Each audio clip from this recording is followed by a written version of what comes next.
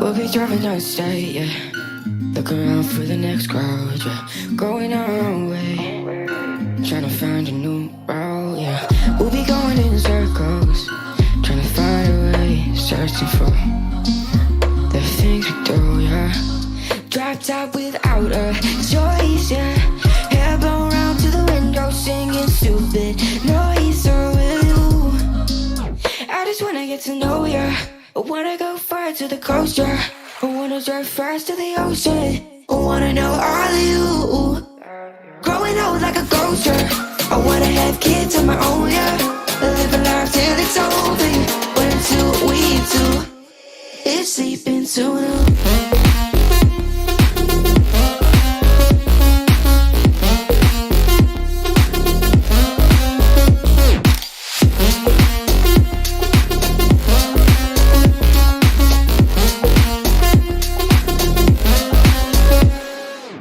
Yeah, I'm feeling a little crazy.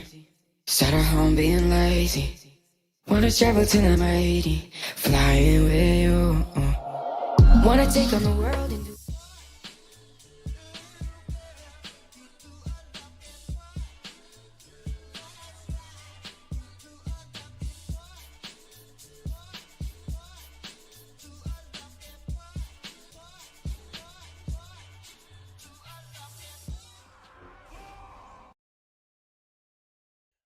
How's it going, everybody? Welcome back to another stream. Hope you boys are having a wonderful, beautiful day. How's it going, everybody? Welcome back, boys. Welcome back. Hope you guys are all doing good for this evening. We got more 5v5 1v1 duels up and running for the evening. And hopefully we'll get some good old games. We had some really good ones over on the EU, so today should be pretty fun. We can get the regular boys in here, will be good. Yo, what's up, boys? We got ourselves Aram, Image, Cran, the beautiful David, Davis, Bombsy, Bruno. How you boys all doing? Welcome back. Welcome back. Hope you're having a wonderful evening. Let's get some 5-5s up and running for the day. Let me also pin. How you joined the duels? What's up, Charity? How you doing, my guy? Evening. How you boys all doing? What's up? Hey, one group only has 5 before you said anything? Really? Let's log on. I haven't been on BNet so far. Let's hop on then, since we already have a group apparently. Do I have BNet? Oh, no, I don't. Okay, cool. How you boys all doing? Welcome back. Yo, I slept very little last night, so if I'm a little low on energy, dude, I'm hopped up on coffee, but eventually I'm gonna crash, so I do apologize if I start waning by the end of the evening. We'll still have some fun either way. What's up, Lofty? How you doing, my guy? Always love watching this vids. Didn't realize you were live too. What's up, Gummy Lord? Yeah, we stream every single day except for Thursday and Sunday. That's the 2 days we have a break. Friday and Saturday are the duels days, so you're catching the 5V5 1v1 duels live. Unfortunately, I couldn't join the group. That's a good, Aaron. Don't worry about it, my guy. Maybe you'll be able to still join in. Maybe this time they won't be able to, for this first one you won't be able to pop in, but the next one, oh, easily, my guy, easily. Alrighty. I'm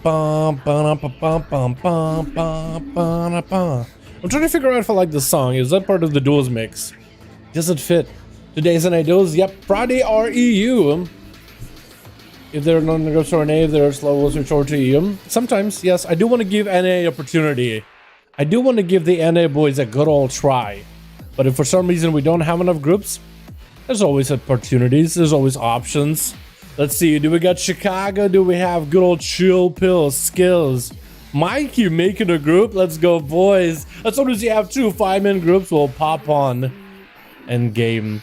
How are you guys all doing? Hope everybody's having a wonderful Saturday evening and or morning if you are EU, because there's a good chance it's already in the AMs. 5v5 with my Lord Bald already got a group. We're just in the second group and we're good to go, boys. That was fast. So we got one group already. I'm gonna force Chicago to let him join. Might as well, yeah. If you guys are not aware how to join the groups, let me show you. If you want to join in your 5v5 groups, check to see if they're up. Player versus player tab, premier group, side panel, custom PvP, find a group attempt number 5, and enter in the search. There's a second group on the Horde side with Mikey Wolfie trying to put a group together and use 2 more Hordes. As for Alliance, I don't know if there's a groups for Alliance, but we do have a Horde group. If you guys are making groups, if you guys want to make one, if you don't see one in the LFG, you can always make one. It's a community ran thing. So that's how you do it. It's scary to make a group, but it's easier than you think. Player versus player, premier group, custom PvP, hit start group, and code something like 5v5 1v1 duels Dalaran. That's good enough, right? As long as you have the number 5 in there for 5v5, you're good to go. List the group. And then let them know in chat if they're looking for more. Hey boys, I got a group named 5v1 Duels Dal for the Horde or for the Alliance. Looking, we need however many more. And that's it. And usually that helps them find groups easier. I'm a delist because we gotta be spectating. I can't be in the group unless I'm if I'm gonna be spectating. What's up, my lord? Oh, Misty, how you doing, fam? I thought I saw my lord for a second. How you doing, fam? LQA. I have no idea what that is, Misty. But how you doing, fam? Is this an EU? This is an A. 11:04 Central EU time. Image, boys. EU's particular. EU boys in particular. Thank you so much for hanging out on the NA, watching the NA boys, supporting the NA boys, joining the duels. I know it's late for you guys, especially during the raid streams, but like, you guys are champs, honestly. Hanging around, especially when it's late for you. Get some sleep if you guys need it. But if you can't sleep, I'm hanging, dude. I'm chilling, and I appreciate you guys for chilling. My father told me a drunk man would see the 2 trees next to our house as 4, but there was just 1 tree. That's funny. That's funny, Lofty. How you doing, my guy? I like that. Hello, Dal. Greetings from Finland. Hey, Finnish boys. How you doing, my Finns? Where you boys at? Where my Finns at, dude? Where my Finns at? NA, I haven't seen your groups. Yeah, there's NA. We got a Horde group available for Wolfie. Wolfie's looking for a +1 on the Horde. I don't know if there's Alliance groups. If you guys don't see any NA Alliance groups, you might just have to make your own. and then get the boys to join. Once you have a 5-man, I'll add you in real ID and we'll queue against the groups that are available. Wolfie needs +1 on the Horde side, and we're good to go with Bald also having a group, already a 5-man with Milord. So we're good to go on that front. Hey, Dalo for PvP, 2v2, and 3v3 RPGs. A DK, a Warrior better. I would say the Warrior is a little bit stronger. Mikey, I see it. Delist your group for, 4 out of 5. Yo, Bald lost 1. We're ready with Mikey, but Bald lost 1, dude. Bald is looking for another. We got another opening in the Horde, boys. Chuli in that group. Bald, Milord. We got boys in there. 1 spot and they're ready to go. Oh, I can't have it listed as Earn Conquest when you list the group. Wait, when you list the groups, can you actually like... Can you set it up like what purpose you have it for? Hold on. Hold on. Custom starter group. It doesn't let me list like what purpose I want it for. Why does it let you guys do that? Is it just like automatically maybe? Oh no, not anymore. Okay, I was gonna say for a second. It had it listed at, what is that? Expectation for the group is Earning Conquest. I wondered why. But as soon as Bald gets 1, we're good to go, boys. Is Proudmore NA? Yes, Proudmore. Is there like... Well... so, I know there's Illidan or Ragnaros EU and Ragnaros NA. Who's doing groups today? I have no idea. It really comes down to... Mikey and Bald are doing groups right now. Reverence, you're more than welcome to join in if you wanna. I don't know if there's one on Alliance if you are Alliance. You're more than welcome to if you want to, though. Proudmore, I think there's copies of each name on the EU and the NA realm, like Ragnaros NA and Ragnaros EU. Ragnaros NA is full of goobers, but Ragnaros EU was full of like big time raiders. So it really, I think there might be Proudmore EU as well. I could be wrong on that one. I have no idea. Is there an Illidan EU? Because I know Illidan NA is a pretty big realm. Area 52 is also a pretty big realm over on the NA.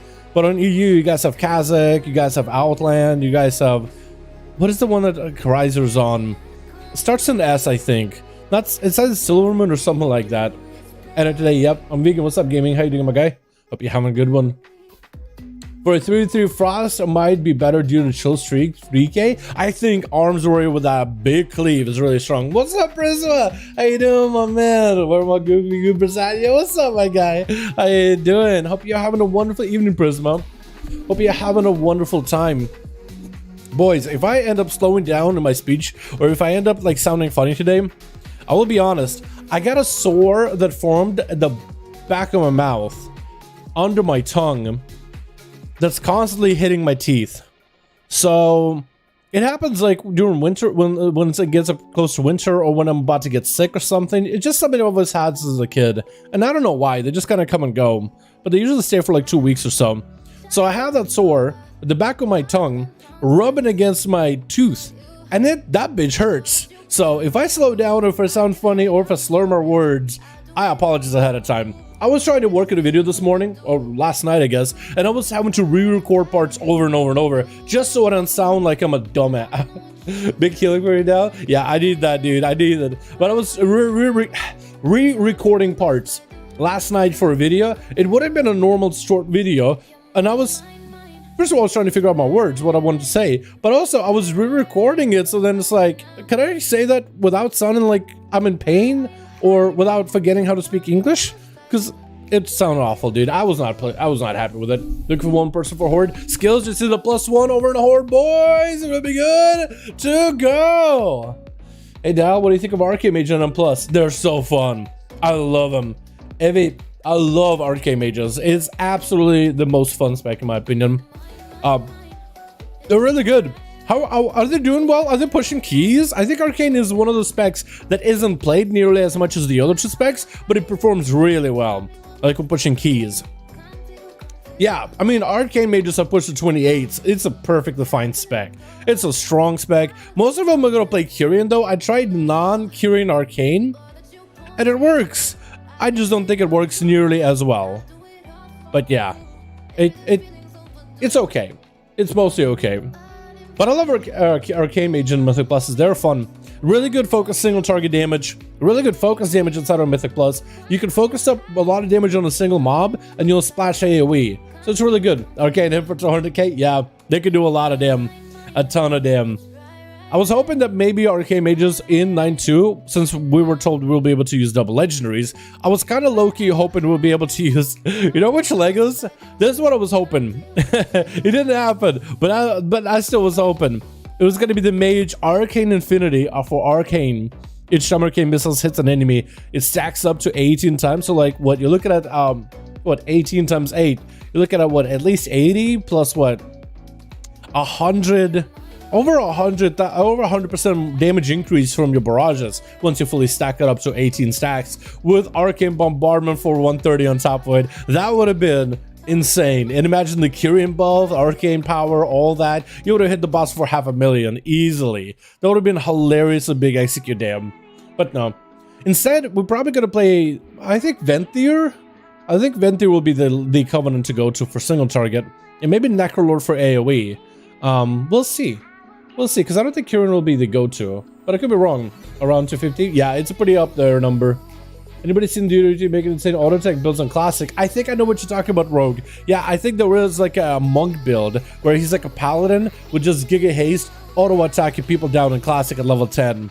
Yeah, I think I know what you're talking about.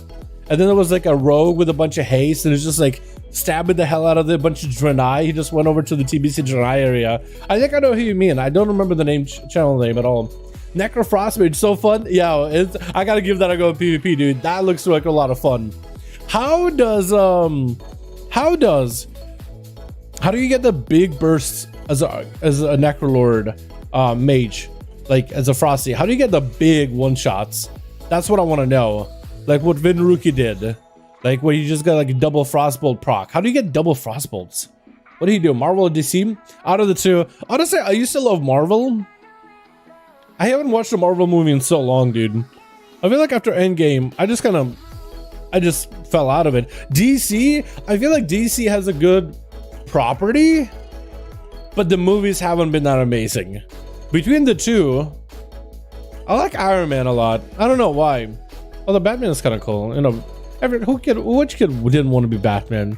You know what I mean? But then they both got Superman and Captain America, and they're basically like Boy Scouts. Like, I couldn't care less. That's a hell of a question. Honestly, neither. I guess. No idea. You go for Deep Shatter, and then Ice Form, Skeely, and Frostbolt and a Flurry. Really? Okay, I want to try it. I need to try it myself. That actually looks like a lot of be fun. That looks like a 3-minute cooldown. That looks like a long wait before you can make that damage happen. Like I say, looking forward to currently. Out of the 9.2 ones, I'm looking for Rogue. I'm looking for the Paladin. Death Knight in particular. Death Knight looks good. I want to get the, I actually want to see Monk too. I think Monk on certain races will look really, really good. I feel like they should have, you know, that helm thing that they have, that should have been like over your face. Like you shouldn't be able to see the face of the monk. Kind of like how the silhouette it was. But Paladin, Death Knight, the Warrior, I feel like if they also did like the darkening of the helm, that would have been fantastic as a look. But besides that, I want... Is there any other leather ones? I'm trying to think, is there another leather set that'll look good? Demon Hunter was pretty good. Yeah, Demon Hunter was also pretty good. So I'd say Rogue, Demon Hunter, Pally, Death Knight, and the Warlock ones to fix it. But the Warlock one, the silhouette looked amazing. I think that looks really, really good. No alliance groups, I don't think we have any right now, but if you want to start one, you're more than welcome to. So I figured out how those Necro mages were double hitting Frostbolt. Listen. It has something to do with shamans and the grounding totem. Huh? Wait. Apparently the first Frostbolt hits the ground totem. The next Frostbolt hits twice, so it's a bug. Really? Wait, that actually could be busted. Wait, that actually could be busted. Wait, that actually could be really busted. What the? Huh. Interesting. We got 5? Yo, is Mikey looking for more? Are we good? Are we ready? If Mikey is ready, dude, then we're good. Yo, if Mikey is ready, then we're good. We got 5 groups for Bald, and we need 5 for Mikey. 5? Yo, we're in. We're in. Arthur, thanks for letting me know it's a bug, my guy. I had no idea. I want to try it now. I want to test it. I want to see how busted it could be. I just need somebody with a shaman, or somebody to blast me while I'm on my shaman. Either one would work. Alrighty, boys, you guys ready? Finally, we got some duels for the 5v5 1v1s over on the NA. We'll just keep spamming these duels, boys, if you guys wanna. We keep spamming these groups a bunch back to back. Alrighty, switch. We got ourselves team 2 together with Chula as a... Can't really see a feral druid. I had a thing in my way, not showing me the talents, but Chula, that's a nice little flower. And we got ourselves Lockadot. Ooh, I kind of like this set. Yo, it's like a drowned, like, ship captain or something. Oh, he looks kind of undead, sort of. And the big old red beard. I kind of like it. We got ourselves a demonology together with Milord Pala as a retribution. We got Knight gonna be putting this boys tonight. Aww. How do you guys feel about the Murloc backpacks? I think they're kind of cute. Like the Murlocs themselves. Like the way, and especially when he gets into combat, they go in the shell. I'll show you what that looks like. Skills as a Necrolord this time. Oh, okay. With Bellator as a Fury Warrior over Team 1, we got Kalel Jr. as an Assassination Rogue. Medby gonna be first up with Rogue Mage Bad, as well as Wolfie. And that's gonna be an opener on tonight. He's gonna trinket out of it immediately. Look at that eggshell. Actually, you can barely see it with the banner coming down. Gonna be the Warbreaker with the Bladestorm. Medbay is gonna go for a little bit of a heal. Needs to get himself a Medbay. Just for a bit of a recovery. As a Bladestorm did come out for Knight. Committed quite a lot of cooldowns. I'm surprised he went for a Bladestorm. Rather than like Mortal Strikes into big overpowers. Trying to see if he can catch up to the Feral. Leaping, but maybe going a little bit too far. Medbay trying to use some ability to stay ahead of him as best as possible. A Knight, a lot of his cooldowns as well as the trinket was kind of blown just to get some damage towards Medbay.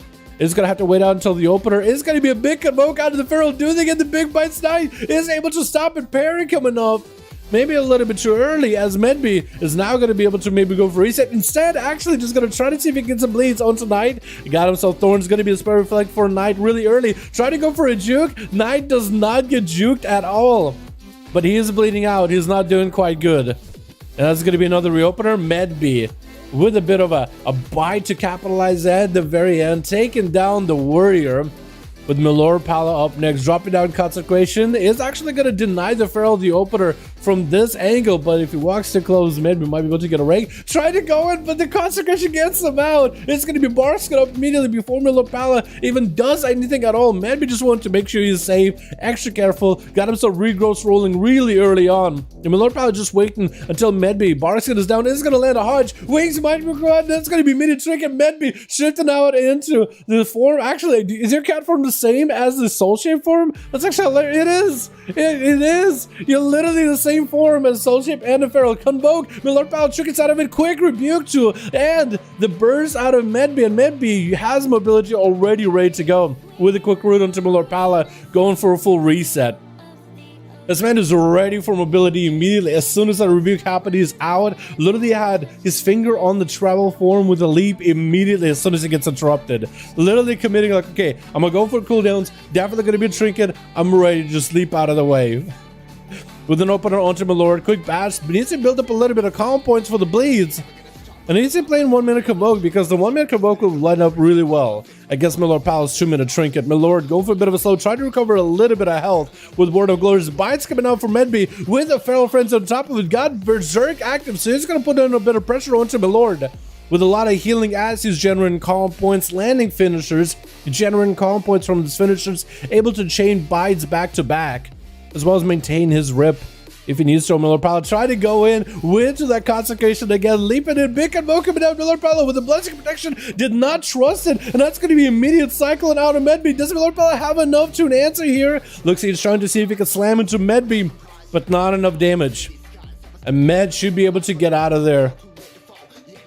Med actually reminds me of the Russian word for bear, which is Medved. So Med, if he isn't sitting in bear that much. Granted, he's mostly out in the travel form or Tauren form, healing himself like a resto. But if he was more in bear form, he'd be more of a Medved, in a sense. Milord Pala not giving up chase even after that Ursol.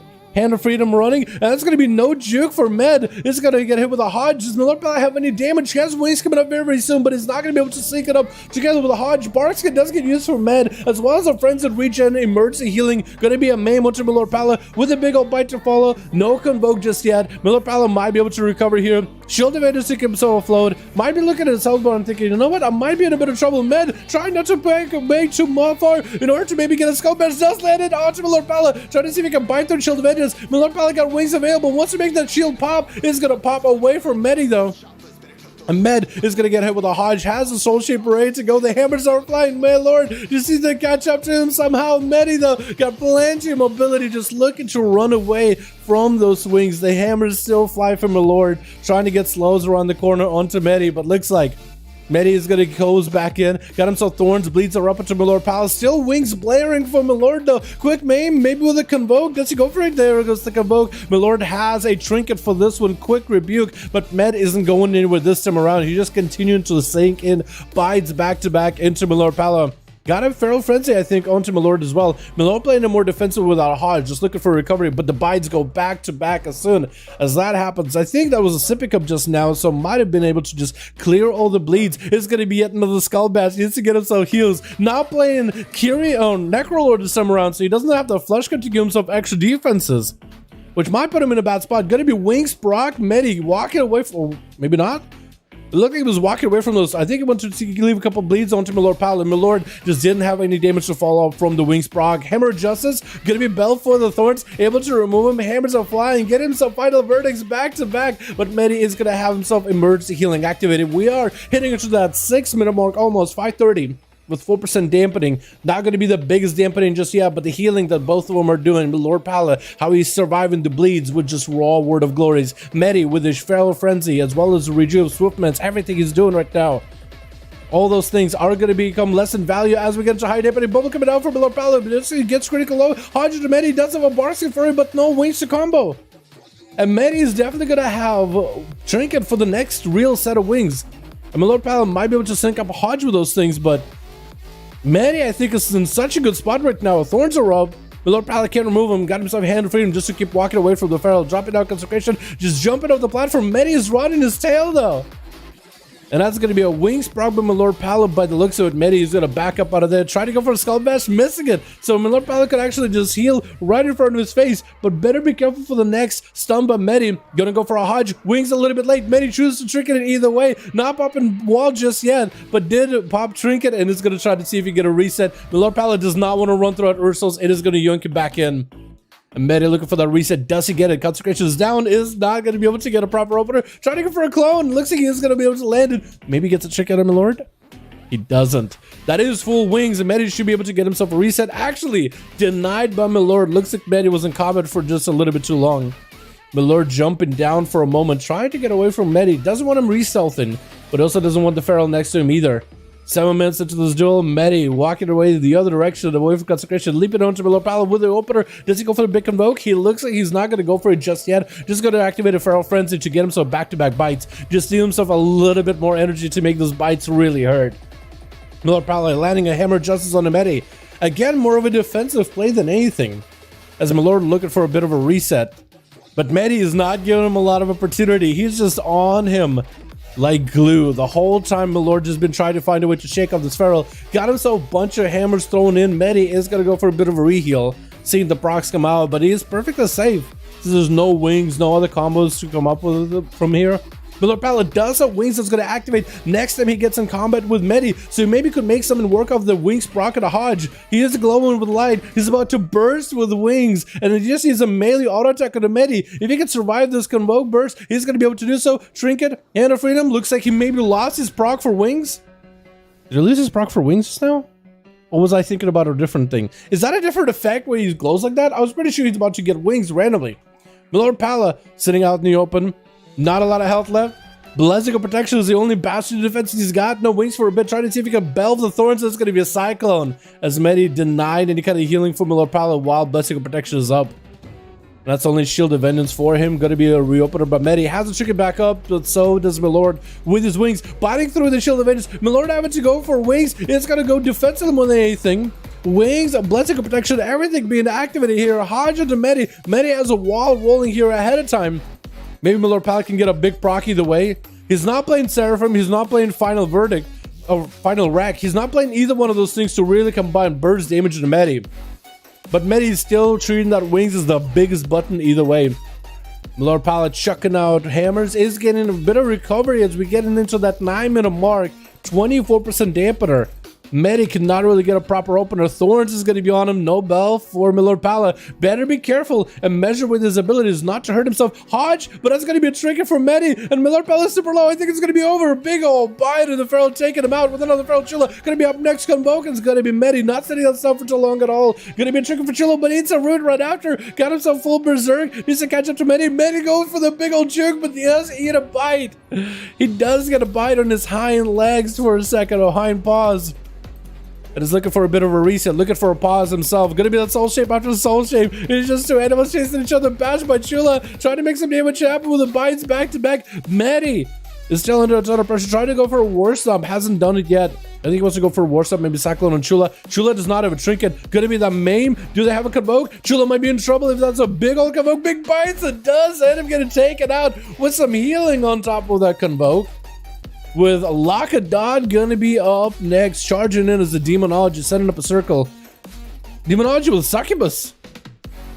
Is he going for the one-shot? Is this man's trying to one-shot?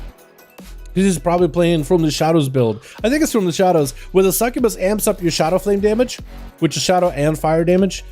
The certain abilities for Warlocks are Shadow Fire damage, but some are just Fire, which only like I think Vile Fiend for Demonology at least. Gonna be a port, trying to see if we might be able to port Medbay out in the open.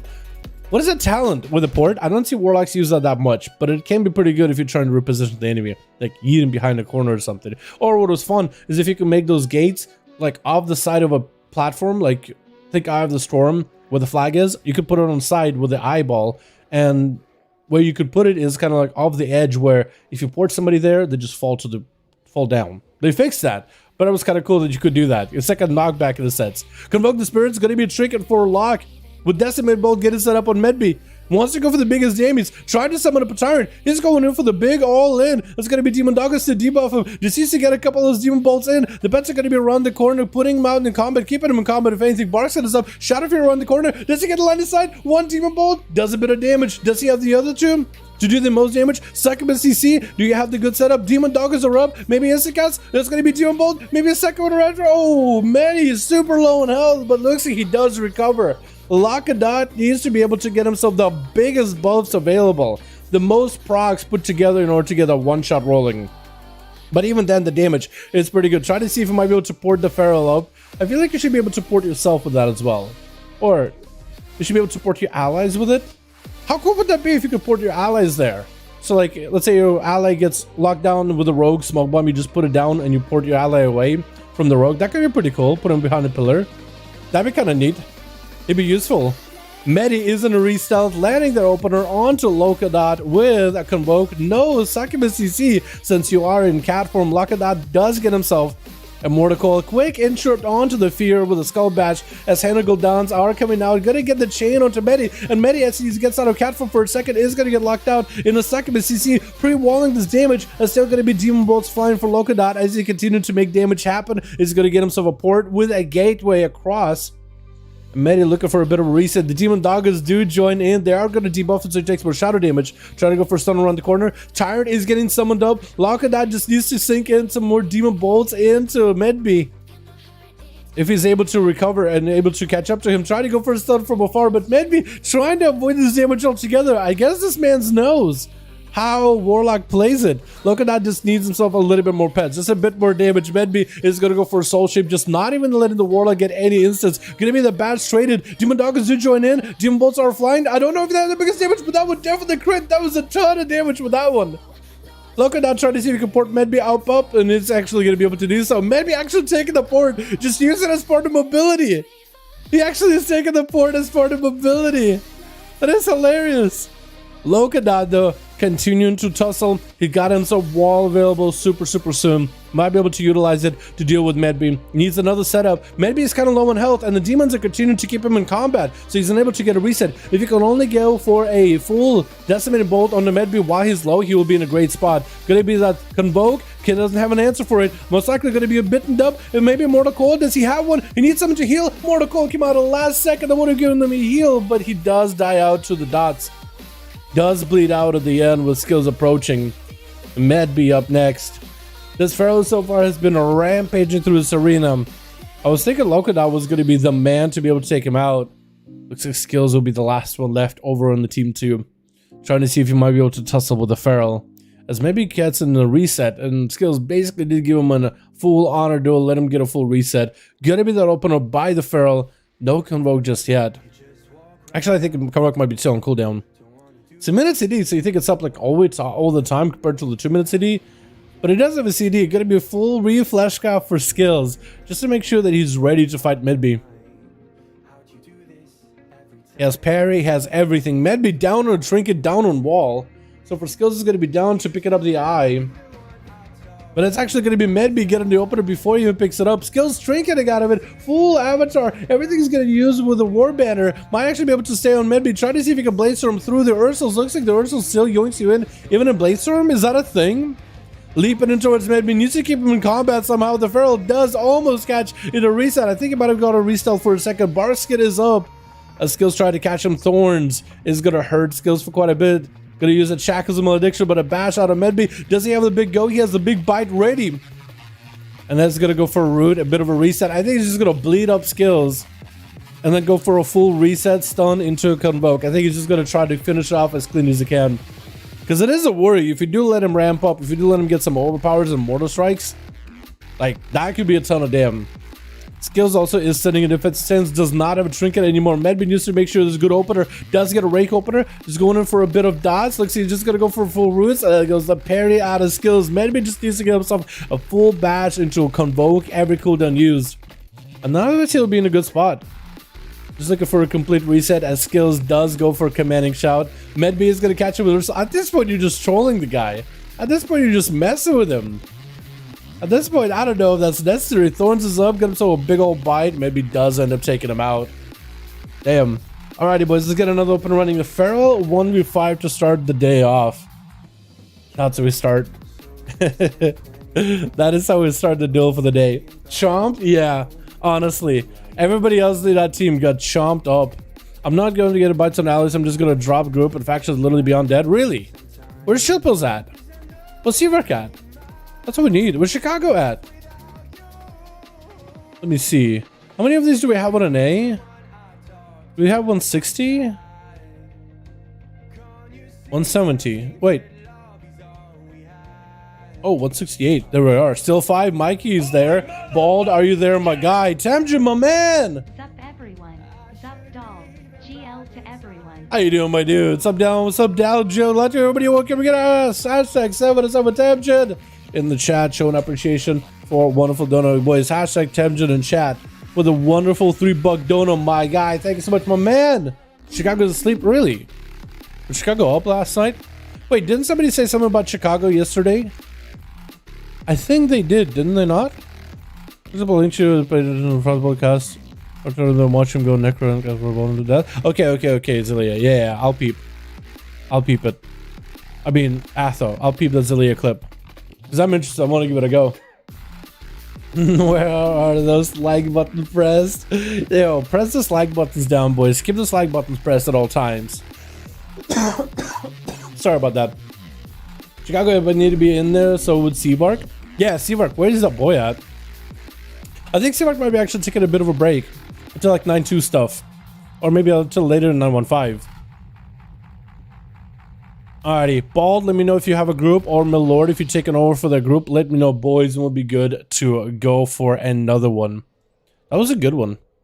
Although, I know a lot of people don't like feral druids in PvP because, you know, the heal-a-ton, they got a lot of CC, roots for days, all that stuff. So let's get another. It's all good, Bald. You're good, my guy. Mugam Abala. Because I missed him and he hasn't responded? Oh, it's okay, it's okay. Yeah, maybe Chicago will be on later. Because Chicago's super fun to watch, dude. Chicago is the only one that really plays like a lot of Shaman over on the NA. I mean, Wolfie plays Shaman too. But Chicago will play like Elemental, they'll play Enhancement, Chicago will play Kyrian, they'll try Venthyr, Necrolord, all of it, dude. They tried builds. And I really like seeing it. Switch. We got ourselves one missing over on Team 2, but I think we can still introduce the Team 1. We got ourselves on that Team 1, Bellator, KLL Jr., Medby. And then for a big 1-5 last game, we got ourselves Rogue, Mage, Bad. as well as Wolfie as enhanced. I like the cowl you got going on with that horde set. That actually looks pretty good. Versus team 2, we got ourselves Chula, we got ourselves Lokadout on that team with Milord Pala, Night Pally, as well as skills. It looks like maybe Milord Pala will be first. Are we going to be switching up Covenants? No, it looks like Chula might be the first one up and running. We're still going to have Lokadout with Shavara as the Demonology. Actually change it up a little bit. He's going Fellord this time compared to last game. Wolfie, get in with an opener. Go make a poke. Wolfie, you're just gonna take the damage. Just relied on the fact that he's an orc. Resilient to stuns. Big bites get him super low though. Wolfie hasn't panicked at all though. He hasn't panic healed. He hasn't done nothing. Getting a shot through the skull patch though could have been really bad. Chain Harvest not locking him out on that nature. Since Chain Harvest and Shadow Spell just letting that Maelstrom build up. Chula popping out defenses and trying to run away from Wolfie, who got him some big Ascendance Wind Strikes of flying. Got the big auto attacks in, but Chula got the mobility, still getting cleaved up and sheared up by the wind strikes. Wolfie just using wind strikes just to build a little bit of Maelstrom with the ghost wolf nipping at the toes of Chula. Well, actually, do pharaohs have toes? I know they have a paw, but they don't really have toes. They have little beans. They have little beans on a paw, nipping at the beans, which actually sounds weird. Let's just go with toes.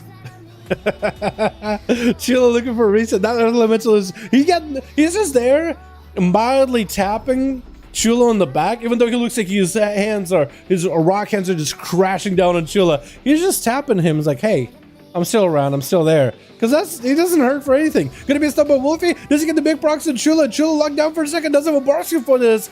It looks like maybe Wolfie's out of steam. He has plenty of mana to work with. Got himself a haze buff. Does he have himself the big Wind Fury buff on top of it? Chula tried to play defensively. Wolfie is on the prowl. Cat chasing dogs. As Wolfie is just going to wait for Chula to try to go for some weird jukes. And it's just going to come to him instead. Chula taking a bit of damage though. Going to be another Chain Harvest by Wolfie. Does not get the crit that time. Massive sword strikes though. That was some big proc with a bunch of Wind Furies. And that's going to be Chula with a lockdown Cyclone. Wolfie could trick it out if he wants to. Is going to trick it. Locking Chula out on nature. Do they have a friends in regen? Quick roll by Chula in that stack from trying to see if they can bail out of it. Wolfie throwing snowballs at him. Try to keep him slow. Chula continue to try to break away from the shaman. And looks like they do catch a reset. I'm actually surprised. So Wolfie there went for a Frost Shock to slow Chula down, but didn't follow up with a Flame Shock after. So Chula does get a full reset. Kind of unfortunate for Wolfie since he had a really good momentum set up. Picking up the eyes, and Chula is going to be approaching him. Wolfie should be able to see him, but looks like Wolfie is not paying attention. That's going to be a big convoke with the Ras flying and Chula in a bear form. With a Battle Master streaking? Wait, did you go Battle Masters just to get more health or something? Wait, did you go bear for Battle Master? I think that might have been happened just now. You just played defensively really early. You bash into Wolfie. We got wolves charging in at Chula, but that's going to be the soul shape. I really do love the soul shape. Look at the face of this thing. It's so hard to see the face when you're all blue like that.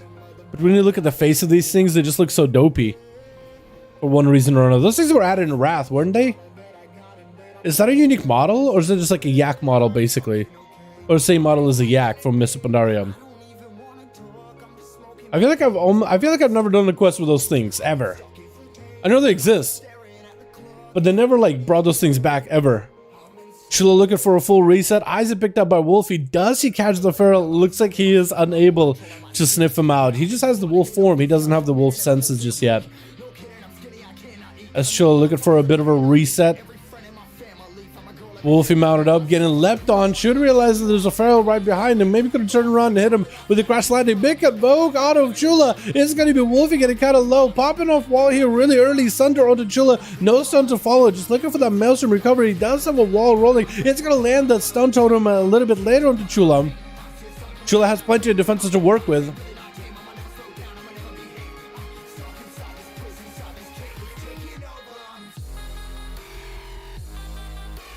Hold on, chat. Hold on.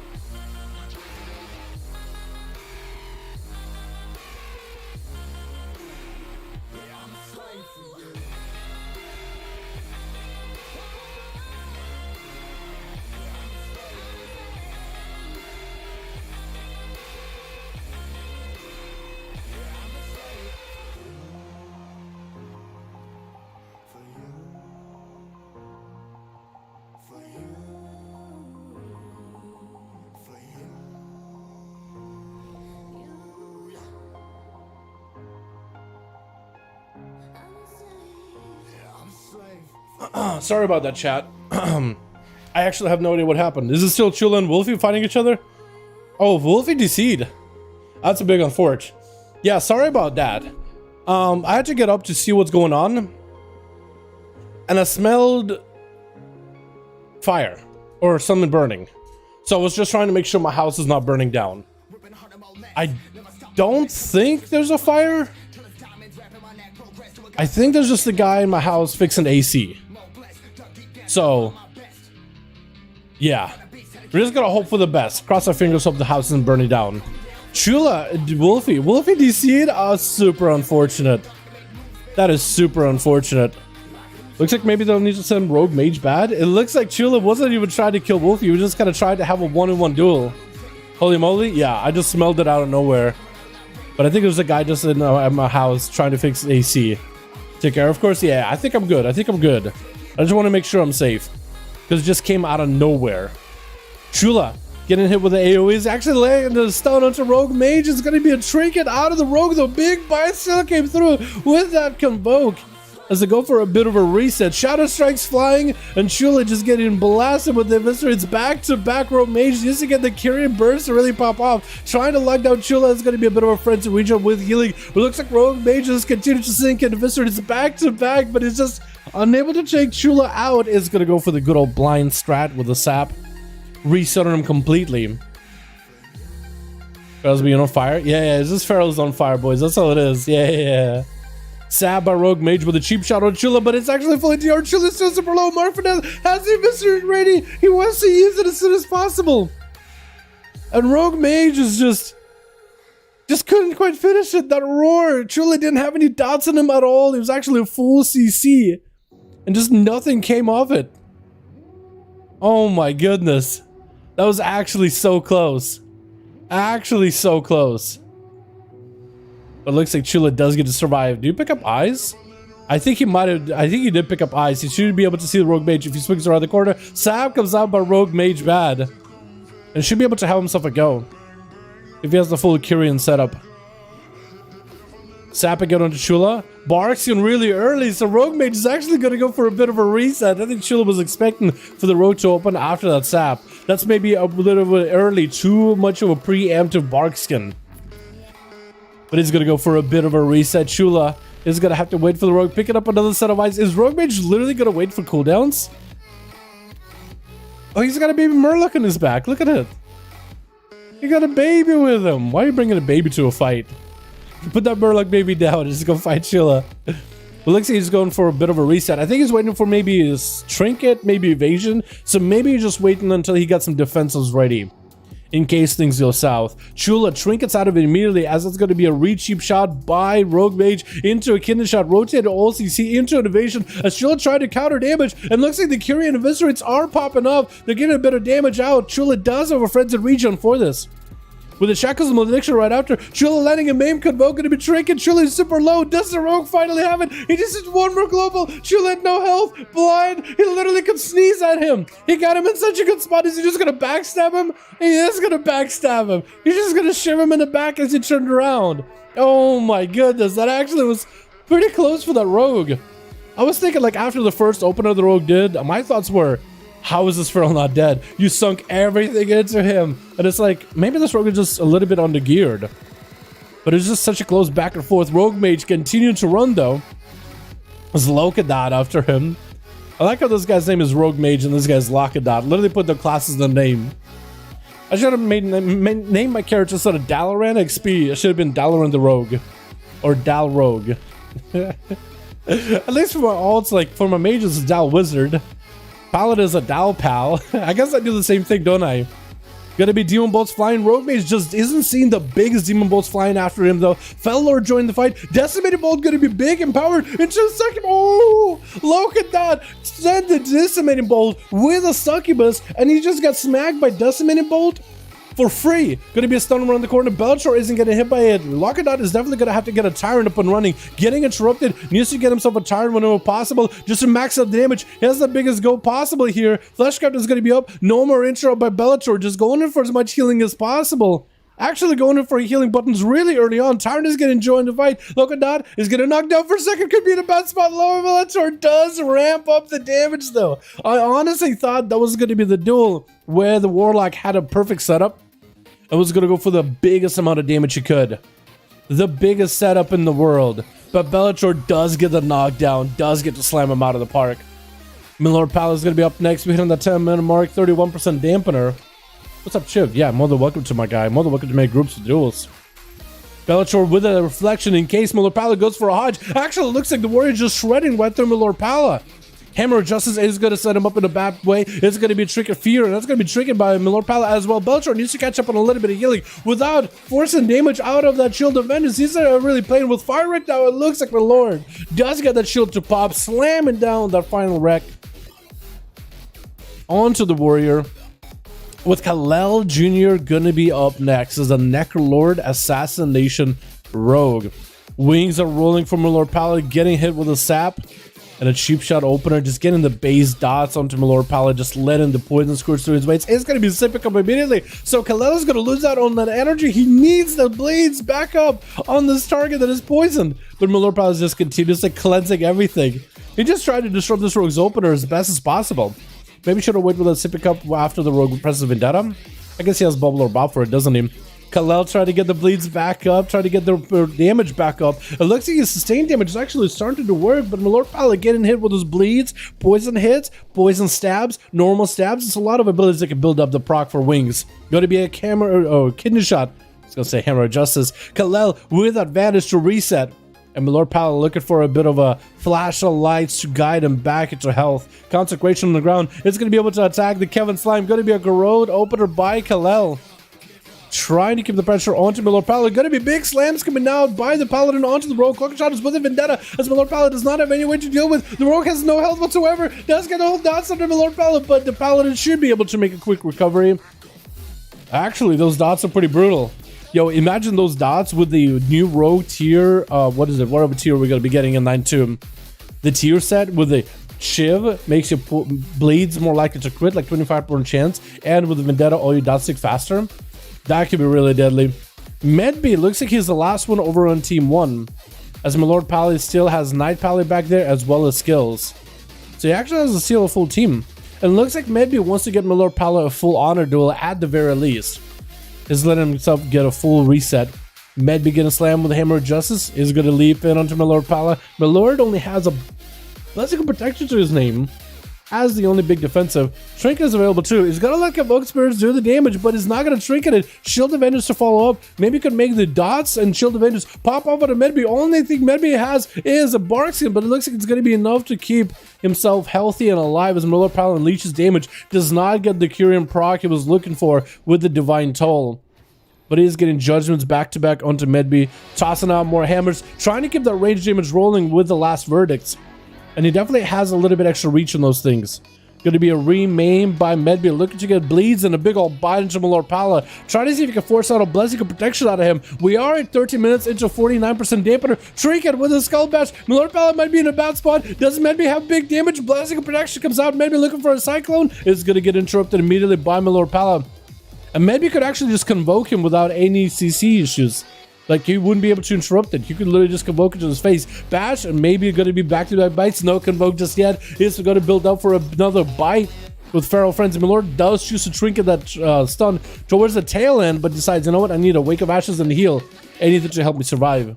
Medbay does end up taking down Milord Pala with skills and Night Pally. Ready for him. It looks like skills is going to be up next. He's letting Medbay at least get himself a bit of an honor duel. This is not really starting in the arena. He just wanted a better angle to see the duel. As Medbay is looking for a bit of a reset himself. 14 minutes into the duel, 54% dampener. Skills and Medbay, both of you just have cooldowns at this point. I feel like the healing for Medbay might be okay-ish, but at this point, using cooldowns as soon as you can. That's all you can really do. Going to be full avatar, banner, everything with a full burst. I was trying to remember what was it, defensive stance or battle stance. I was going to say battle stance. I'm surprised Skills is playing battle stance or defensive stance rather than heal. Normally, most Necrolord warriors play second wood, which is really, really good with Flesh God. Gonna be a quick fear with the Shackles of Malediction. Medbay, does he have a way to interrupt it? Does have a quick main for skills, and it's gonna hit him with the root and go for the recent skills. Did commit a lot of his cooldowns just there. During his burst opener, is gonna use the gateway to get away from the Feral. And a Warlock Hellstone. Okay, Warlock Hellstones are okay for the groups. Gateway, I guess it's a warrior. Like, how is a warrior gonna beat a Feral? There's a bit of a disadvantage, so I guess I'm okay with that. Stormbolt onto Medbay. A skill's trying to make some damage happen. Gonna be full orc damage rolling, orc racial flying with a reflect, and Medbay's kind of just sitting next to skills, letting him like, hey, you want to hit my thorns? You want to give me a hug, bud? The skill's just gonna leap away. I think Medbay is maybe trying to consolidate his cooldowns, maybe to make sure that when he's going up against Knight Paladin, he has everything. And skills is given at least an opportunity to get himself a flesh cut with some dots sticking down that thing.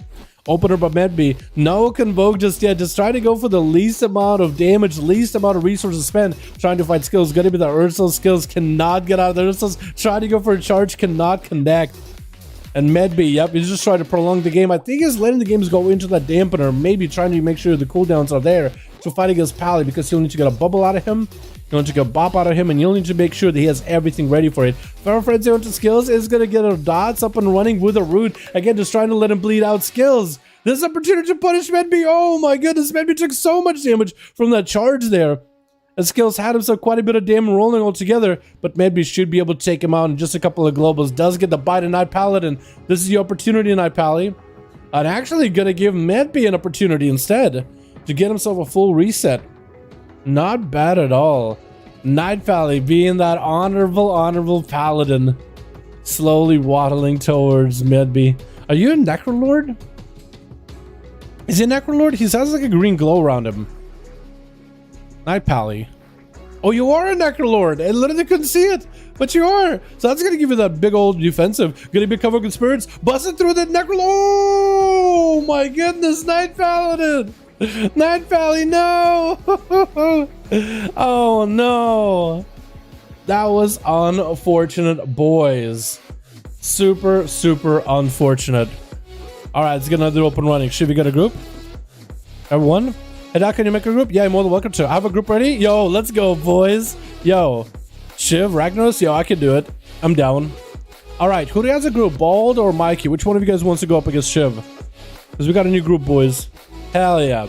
Let me just go make sure. Let me just go really quickly check to make sure that my house is actually all good. Right? Just to make sure.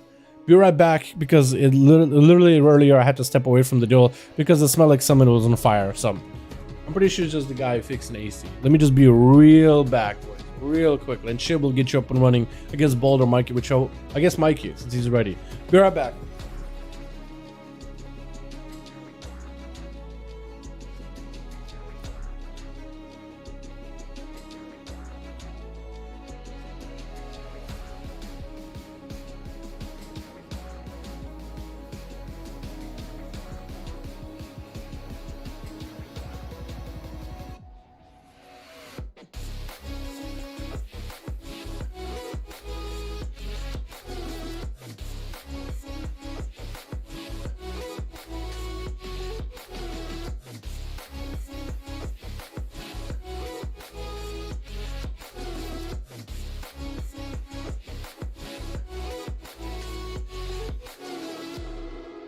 Oh man, so it is a maintenance guy. It is a maintenance guy. He's just setting my house on fire from the inside. So that's what it is. Yeah, so it is no, it is a maintenance guy to fix the AC, but instead of fixing it, he's literally setting my house, the insulation on fire from the inside. So we're all good, at least for like 10 minutes. How long does it take for a house to get fully burned down? Looks like he's doing it on the far side of the house, so it'll get to my room in about, I don't know, I want to say 2 minutes. We have enough time for a duel, at least, or at least get half a duel. Oh man, wait for him to be safe at the house. Yeah, I just want to make sure. Yeah, but it really does smell like someone's burning really badly, and it doesn't smell good either. Like it's now my room is getting really warm. It's starting to feel like a sauna. So now I feel like I got a fever. Did I queue wrong team? Oh my goodness, I might have queued wrong team. Might be. No, it's supposed to be Shiv and Mikey. That's my bad. I think I queued bold. Okay. Mikey, WoW, and Shiv. Should be good. I hope. Please be safe. Yeah. Trying to get someone. All good, bold. All good. Might be, my guy. I was trying to get Shiv. We'll get bold versus Shiv right after. Shiv, you'll get to play 2 games since you got a new team. How does that sound?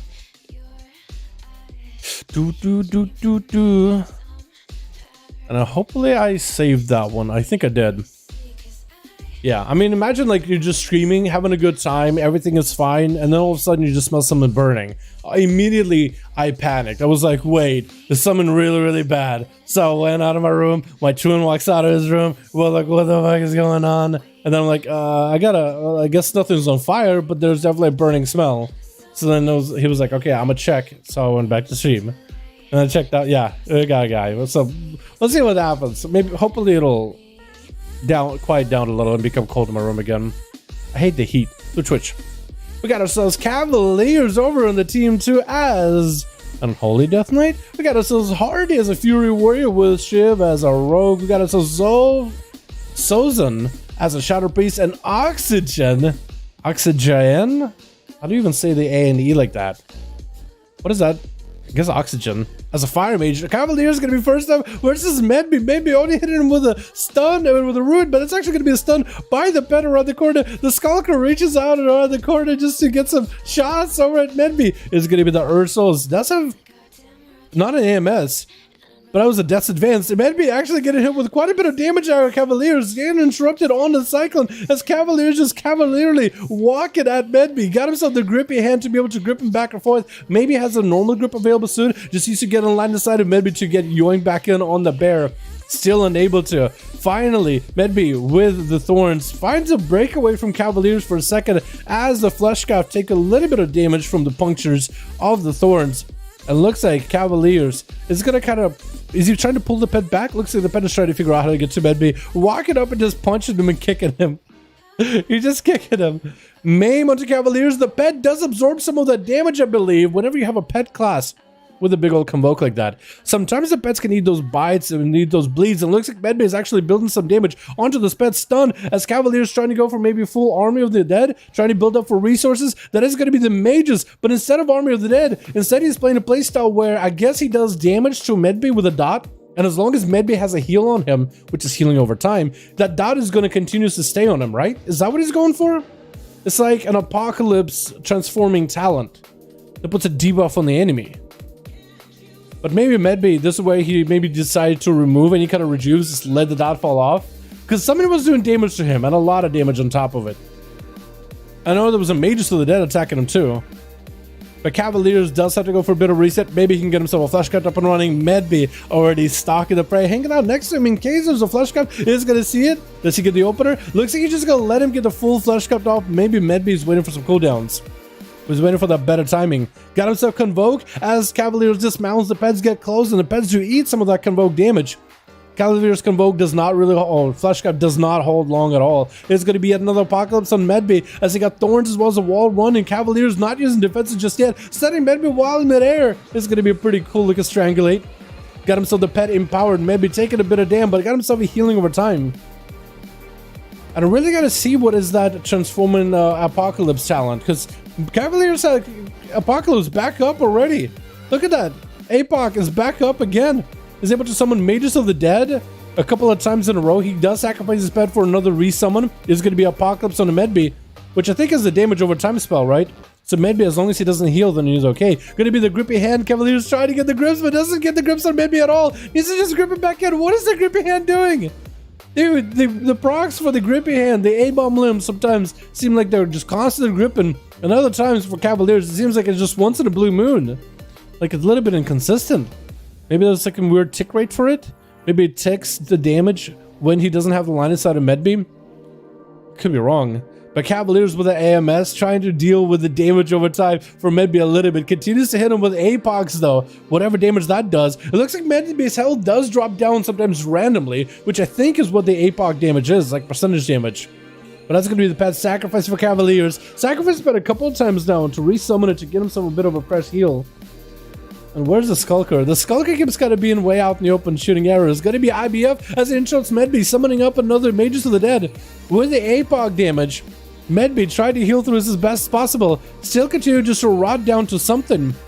And Cavalier's looking for a bit of a reset. As he sees Medbee approaching him with Thorns, is going to drop down the anti-magic zone, trying to stay in the zone as best as possible. Quick stun to Medbee with the Fleshcraft as he's trying to play defensively. And so far, Cavaliers have been doing pretty okay on survivability. I wonder if those guys playing the, I wonder if he's playing the Legendary from the Rextra video where Death Strikes give you more healing. And you can kind of just play with the Rune of Hysteria for even more healing.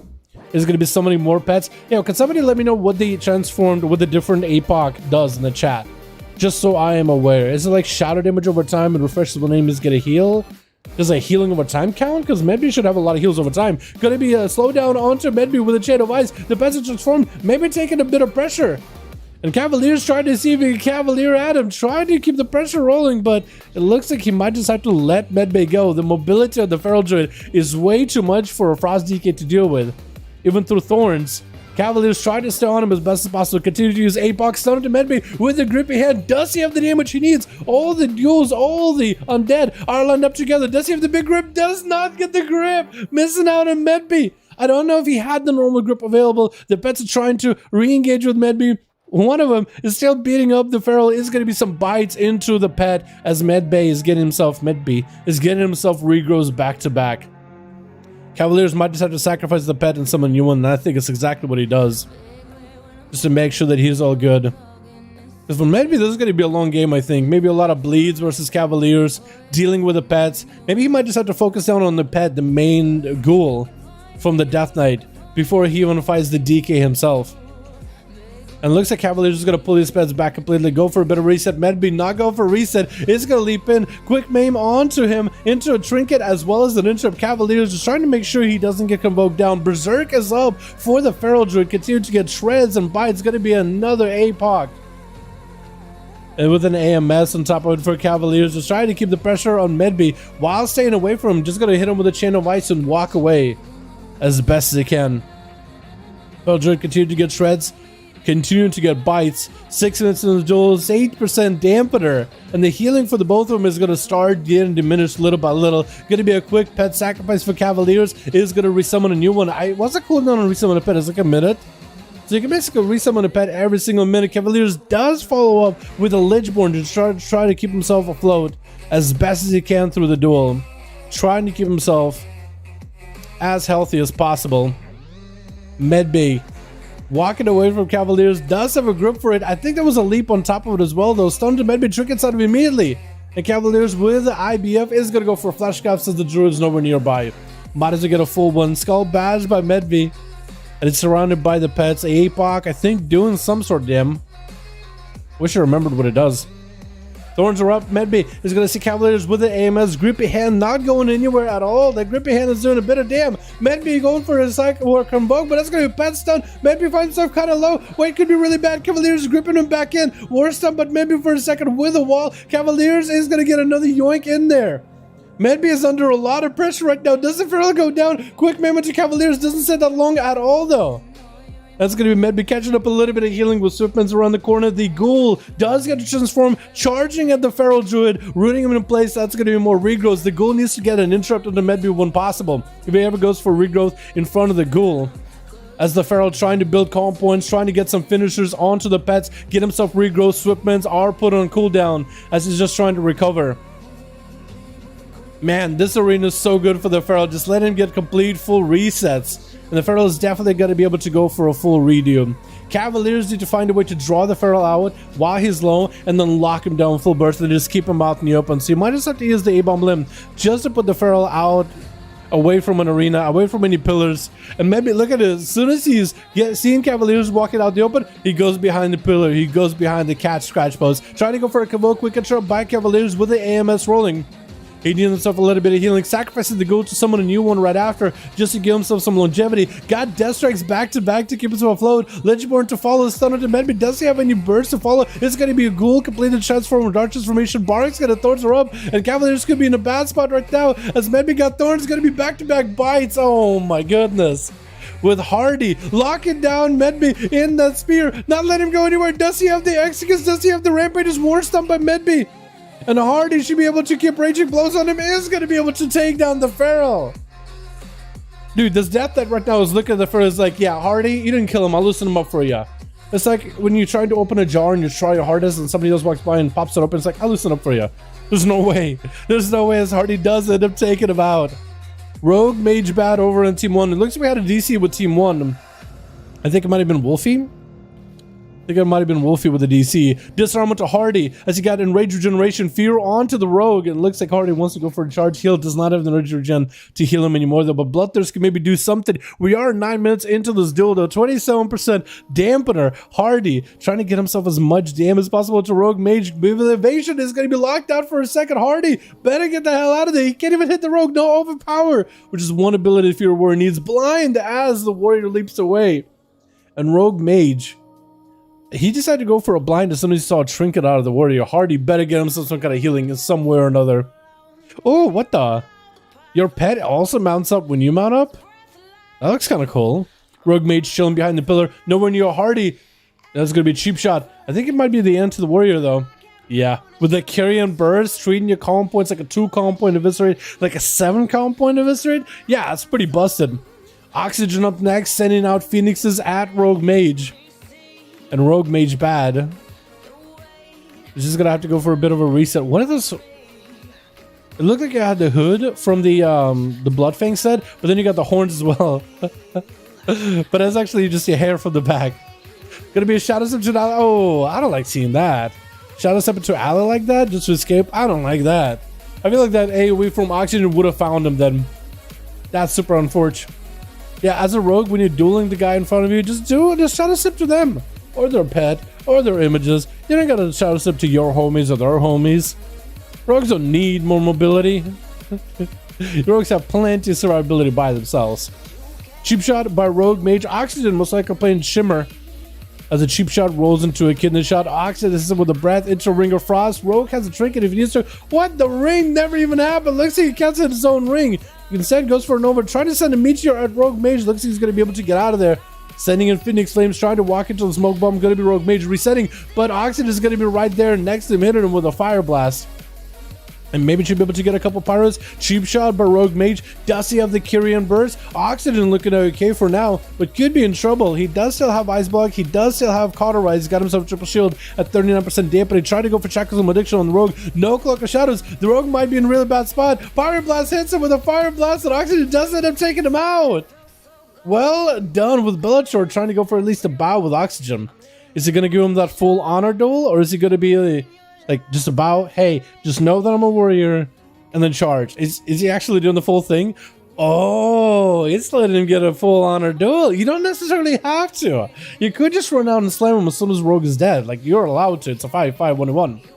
But you know, I like how she walked over there like, ooh, ooh, food. I'm gonna grab one or two of those meta buns. I'll take food. Yes, please. Bellator letting Oxygen get basically a full reset. It's actually even making sure, hey, I just want to make sure you got a full health. I want to walk up to you. Are you healing? Are you healthy? He's like, Fire Blast. I'm good. All right, let's go. Immediate reflect onto Oxygen with the blade step to follow Oxygen. Under a ton of pressure, immediately knocked down, and maybe an execute. Oh, definitely going to be another poly. Bellator trinkets out of it into a leap, and Oxygen does. He managed to go for a... Oh, he used all the time. Maybe the worst time. Actually, no, he didn't. Maybe it might be okay. Oxygen does have himself full shields all the time. Put himself back to full health. The Warrior just hung out next to that image into a full poly. And Oxygen is going to go for an invis. He's going to go for a full reset. Bellator, soul shape it over to the eye. Should be able to pick it up. Does pick it up. Oxygen is going to be able to hit him with a fireball. The Warrior at 48% dampen and needs to really mitigate as much damage as he can from this mage. That is full combustion out of Oxygen though. Checked out one pyro at Bellator. But if the base course for Bellator is he ends up just waiting out the combustion, it's probably the best situation he could be in. Gonna be a Nova by Oxygen, reflect onto the mage, but Bellator walks over, try to break polymorph as soon as possible, just so Oxygen doesn't get too much healing out of it. That's gonna be a full repoly. Oxygen try to go for a bit of food. It's gonna have to re-poly Bellator. I don't even know if you'll get a tick of feed. I think at most he's gotten 1 tick of food every poly, which I guess is like 3 ticks of food. isn't the worst. Meteor slamming down. Bellator has to reflect for it to dampen some of the magic damage that it's going to do. Oxygen's got himself all the time, so he's got himself in a good spot. And hopefully he did all the time while he's at high health. So he should be able to get himself a reset. Exactly what happened. Gonna be the intro by Bellator, trying to make sure that the shifting power doesn't get any value. Intro freeze by Oxygen. You have a G-Pie? I don't think this man's running G-Pie. He's just running fast fireballs. Into Pyro. Bellator is looking kind of rough right now. Has regeneration, but nothing to hit Bloodthirst off of. Doesn't even have a charge right now. If only there were images for Oxygen that could just kind of walk around the corner, you could just heal off of those. But Oxygen, I think, turned it around onto the Warrior. So maybe not. Bellator's like, you know what? I probably shouldn't have given that on a duel. Maybe that was a mistake. But Bellator has himself Trinket very, very soon. Oxygen sending Meteor on one side, Blanket on the other. Breath into Bellator, just a couple pyros. Just hit him just with confusion out of nowhere. Hugh Jackman. Hugh Jackulate. Hugh is going to be up next. Huge accolade. I can't spin it. I can't spin it. I can't spin it to make it any more family friendly. I like this name though. I like this man's though. Hugh's gonna be up next to the BM. It's gonna be freezing trap as it looks like Oxygen almost like Oxygen is the one that's frozen in the ring of frost. Gonna be a big combustion. Hugh not doing super good. Oh my goodness, back to back pyros. Not even given an opportunity, and Oxygen just burns him down to the ground. And Oxygen getting 3 kills, not bad at all. Besides the first duel that lasted, it felt like a while.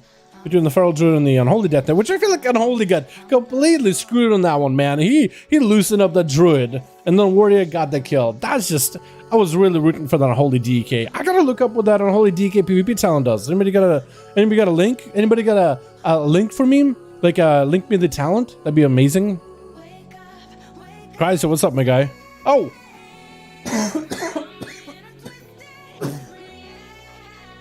Sorry, boys. Sorry. Give me a second. This warm air in my room, I think it's really upsetting my something in me. I'm a lot more coffee today. It's hard to breathe with all this hot air. Okay, I'm good though. I'm good. Necromancer's Bargain. Cooldown of Apocalypse reduced to 45 seconds.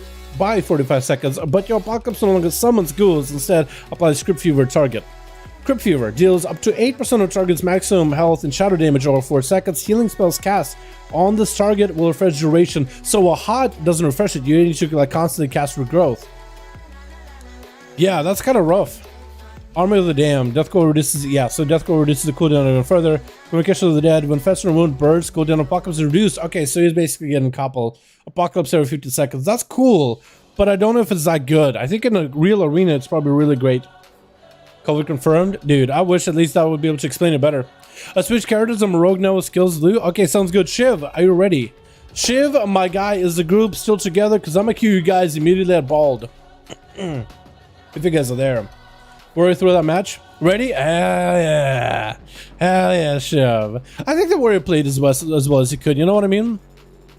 You know, when you're in a 5v5 dueling arena stream to thousands and thousands of viewers out there, actually like 2. Let's be honest, like 8 of you guys, because only 8 of you watching. The rest of them are just bot accounts that my mom is running just to make sure that my stream feels like it's active. But to the audience as lovely as you guys, I mean, that's a lot of pressure, dude. That's a lot of beautiful butterflies in the chat.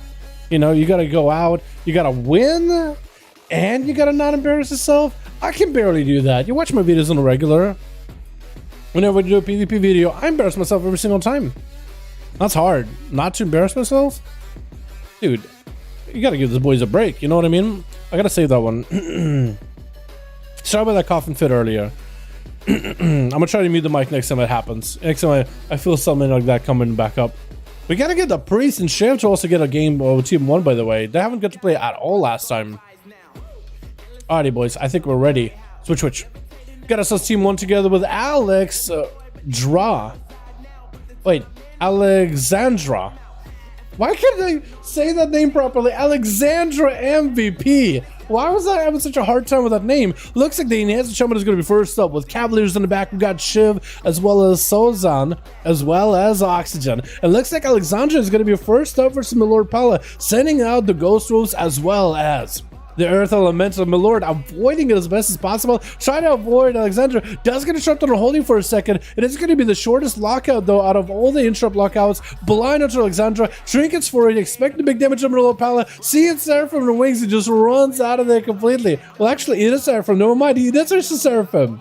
He does have a bit of a more bite to it. Alexandra has his own ascendants rolling, but just doesn't want to touch Milord Pala with a 10-foot pole. Gonna be the final wreck as Milord Pala going for a full burst of damage. Quick Sunder onto Milord with a Chain Harvest. As Alexandra finds himself a bit of healing and continued pressure onto Milord. Could be a bubble or maybe even a bomb right here. Milord does build up whatever holy power he can, using his Belf Racial just to build up a little bit of holy power so he can get himself yet another Word of Glory. He also has those totems that he could attack, and definitely use like Blade of Justice if you can on totems, because that's going to be a lot of resources. Stun totem missing for Alexandra, and my Lord Pala and the Shaman going a bit of standstill with Lockadot over on Team 1. We got us a big homie Kang, as well as Knight Pally, as well as Skizzer as a rogue, which is skills on his rogue. Is he waddling over to the other team to say hello? He wants to hang out with the cool kids. He literally left his team just to hang out with the other team, dude. I can't believe it. Gonna be a sundering on to Milord Pala as Alexandra is actually getting lightning bolts in. Seraphim up as there's no ways for Alexandra to escape that stun. Just gonna have to find a way to find some damage. Milord Pala getting procced on from time to time just randomly. Better be careful of his health. Trying to recover and trying to maintain himself with Word of Glories. But the random Wind Fury strikes are just... Wind Fury procs up good, doing good for Alexandra. Just getting random bursts into Milord Pala blind, but that's going to be a very defensive. So Milord Pala is not going to be able to sync it up properly with his wings next go. So it might be a little bit of a longer wait before we see Milord Pala unleash damage. Alexandra so far has been doing a-okay. In fact, the procs are doing wonders for him. Sending out Ghost Wolves at Milord Pala, which are going to be nipping at his toes, building up a little bit of Maelstrom, doing damage too. Those actually do decent damage too, especially if you get the Elemental Wolves for a really short cooldown and keep them on CD. Looks like Alexandra's gonna have to go for a bit of a reset. Milord Pala just wants to hang out by that pillar. He wants to send the Shaman over to his side of the pillar the whole time, wants to run circles with him. But otherwise he is okay for the most part. What is this? Oh my god. Gonna be a Chain Harvest by Alexandra with a Seraphim. And there's gonna be a Hodge defensive by Milord Pala as Alexandra found himself a lot of bursts out of nowhere. Milord Pala is actually out of mana completely. It looks like Alexandra is not gonna push in, just gonna wait it out. Wings are up for Milord Pala, maybe very, very soon. Shieldovitors does get to break. Alexandra does have a trinket as well as a wall available in case things go sour. And Milord Pala is trying to keep himself Word of Glory healing just to keep himself afloat as best as he can. Going for a Crusader Strike over on the totem just to build whatever holy power possible. Alexander getting hit with slows. That's the only thing that's keeping him away from Milord Pala. He needs to get himself the big setup. Ascendance is available. Ghost Wolves in 40 seconds. Could combine everything together. Sundering on to Milord Pala. Doesn't combine together with a stun totem though. I don't know if it has those two maybe desynced, which is likely. Milord Pala with a Hand of Freedom. Keep himself afloat. 3 minutes of the duel, so no dampening just yet. It's really going to come down to if Milord Pala can get himself the full burst onto Alexandra, or maybe the Shaman is just going to have a big go before anything happens. Does Milord Pala even get to activate Bubble? Does activate Bubble, but actually, as he was behind line of sight, Alexandra was able to force Bubble, not from wind strikes, but just from the presence alone. Milord Pala saw that there was a lot of damage building up by the Shaman. He was like, I'm afraid of winds. I'm going to get myself a raincoat. Here goes a Bubble. I'm going to be okay. Seraphim wings, blind. Alexandra already trinking it. Could be really good for Milord Pala. Does it turn? Oh my god. That's such a back and forth, and Alexandra had such a good go. But to turn around like that just feels unfair. I mean, Milord Pala did good damage, don't get me wrong, but after all that struggle that the Shaman was trying to set up, getting big bursts, forcing out Bubble like that, just to get slammed down by the light itself, man, that... you could tell who I was rooting for, but damn, I felt like that shot was treated unfairly. Milord Pala get hit with a cheap shot. No more immunities. He literally used everything against the Shaman, and I think one Blessing of Protection was a rogue. DFA from above, but that's going to be Shield of Vengeance. Death from above. Is that what I just said? DFA from above. Is that really what I just said? The ability is called Death from Above. But I just don't see it ever. I just like that how it goes up and then down. DFA from above, though. That's the new name of this ability. Sap and another cheap shot. Paladin has a trinket for it. It's going to be Hodge, but it's going to be a kidney shot by Shiv. Looking to end, it does get the jab in the side. Loco Dot gonna be up next. It's gonna be a sap, but the succubus, or Shivara rather, it is a Shivara. Not gonna be delayed, is gonna go for that succubus seduction. Loco Dot with a decimate bolt in the opener. Fell Lord around the corner. Shiv does get hit by decimate bolt. Tyrant getting to join the fight. Loco Dot hopefully has himself the full setup. Flash Captain's available. Needs to make sure he has himself the full combo ready to go. Cheap shot, trinkets out of it. Demon Doggers are in. Getting shot by Shiv. Getting blasted by the Tyrant. Into a vanish. And Loco Dot just doesn't have the damage to follow as Shiv is in vanish. He is in stealth. He just can't follow the damage afterwards. Has the gateway if necessary. Could pick up the set of eyes. He did just use a lot of cooldowns together. Shiv hanging out by... I wonder if you're in stealth next to the Fel Lord. Does Fel Lord know you're there? Like, will the Fel Lord know? Can you, like, keep tricking Fel Lord, like, walking next to him? He starts to cue his attack, walk out of it, and then Loco Dot will look at the Fel Lord like, what are you doing? He'll think, like, oh, he's bugged. He's probably just automatically swinging, but it's like, the rogue's there. I wonder.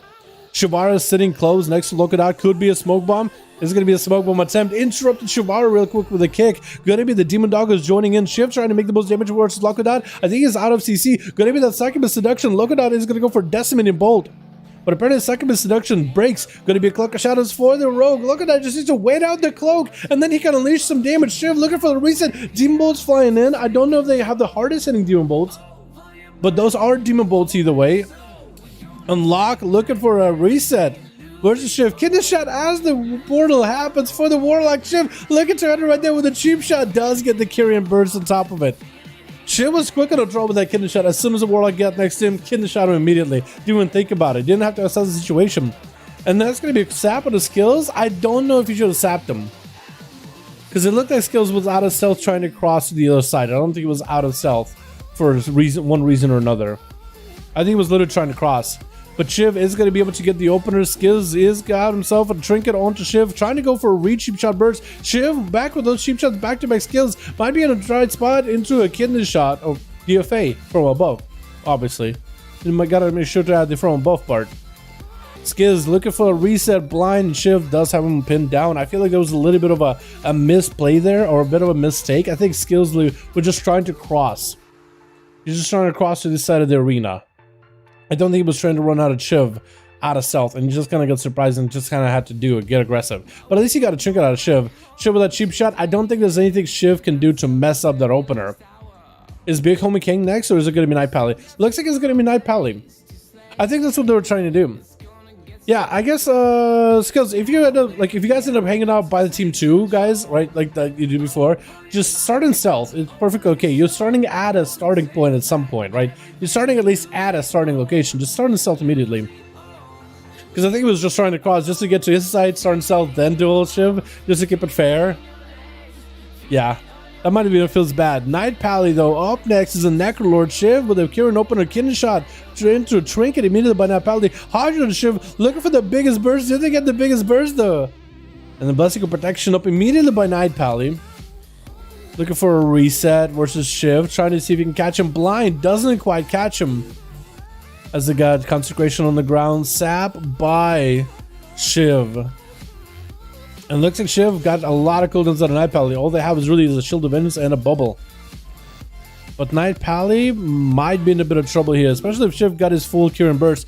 Maybe with the Shadow Blades? I don't think he even needs it. Cheap shot on Night Pally into another cheap shot. Night Pally is building up some kind of procs for sure.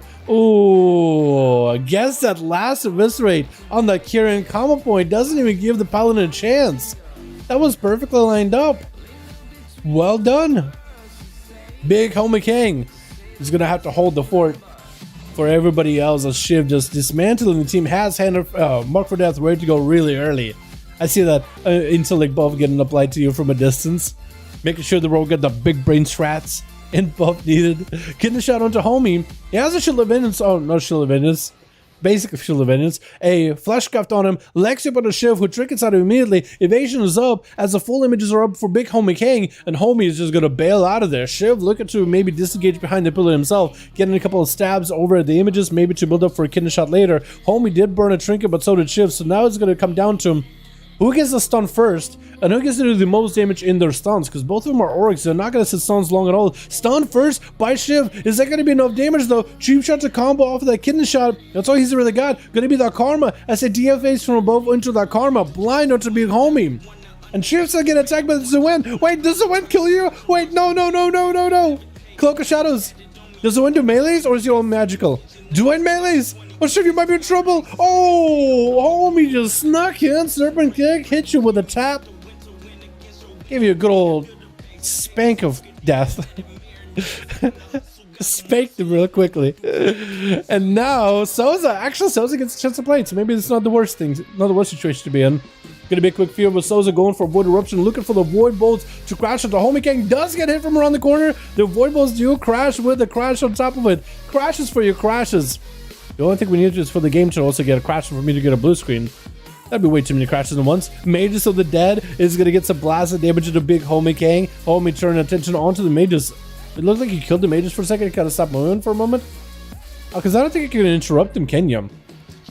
Flash got up for big Homie King as we hit that 11-minute duel. 38% dampener, so we've been here for quite a while.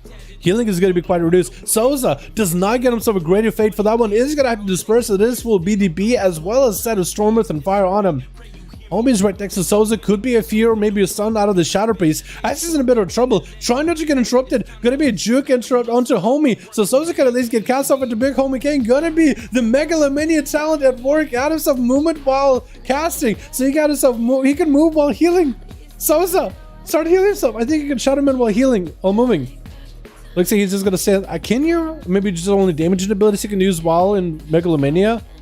Megalomania activates the Surrender into Madness as he got those tentacles next to him, but it is going to drop him to low health, so eventually Megalomania is going to get him low. Trying to go for mind control, there goes the Megalomania, dropping him to low health, trying to go with the Battle Master Stricken to give himself as much healing as he can, but does go down.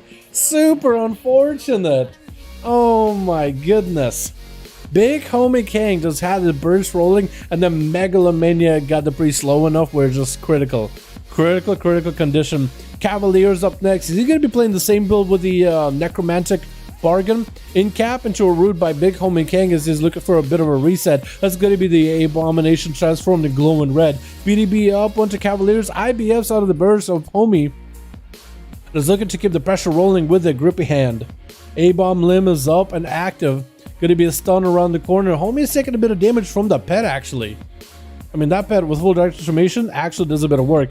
Quick 5 for Homie King in order to catch up on healing. Looks like Cavaliers looking for a bit of a reset of his own. He's going to back up out of there. Let Homie King do his thing.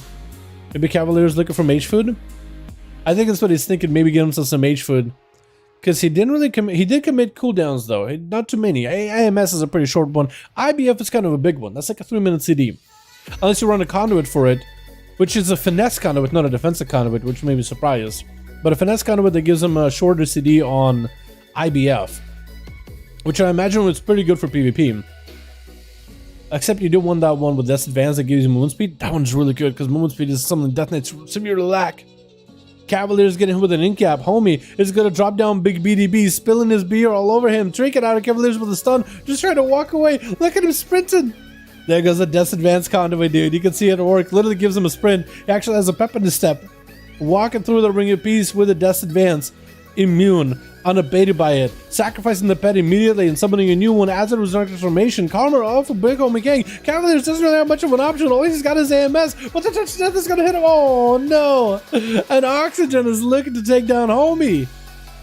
Big Homie King is going to have to hold the fort against Team 1. As Oxygen is the last one left. 14 minutes of duel. 57% dampener. Man. Sasuke? Basically, dude. Basically Sasuke with Shiho right here. He does have the hair for it too. Does it not? You got like, oh, I can see your face with his fists glowing like they do. There it is, dude. It's gonna be in capital Oxygen. Homie with a ring of boopity bop booping him out of the way. Interrupt him on Arcane with a big DB as well as the win. Trinket out of Oxygen. This is a very massive Rising Sun King. It's gonna force defenses on Oxygen. That's gonna be Cauterized. Put back into low health. Oh no! Oh no! Oh no! If only he didn't if he didn't Ice Block, that Cauterized would have burned through whatever little health he put himself at with the Altar Time. 60% dampener. Didn't get a lot of healing through the ice block. Not feeling super frosty right now. Trying to let a poly. Homie does not give an opportunity at all. Fist of Reflame. Breath. Poly. No trinket. And a ring of frost. Oxygen finally gets a sec. Oh no, it's GR. Do you have invis? Oh, he's gonna go for damn combustion. Into a fleshcraft. Diffuse magic. Oxygen. I'm surprised this man is just going as ham as he is. Dropping down a meteor to big homie king. Oh, missing a meteor a little bit. Got himself a little bit of shit to power. Maybe he can get himself. Oh, karma. Oh, don't hit him. Oh, this. Oh, run away, run away, run away, run away, run away. And homie king does end up catching up to oxygen, beating up the seed pot like it owes him money. And he does go down.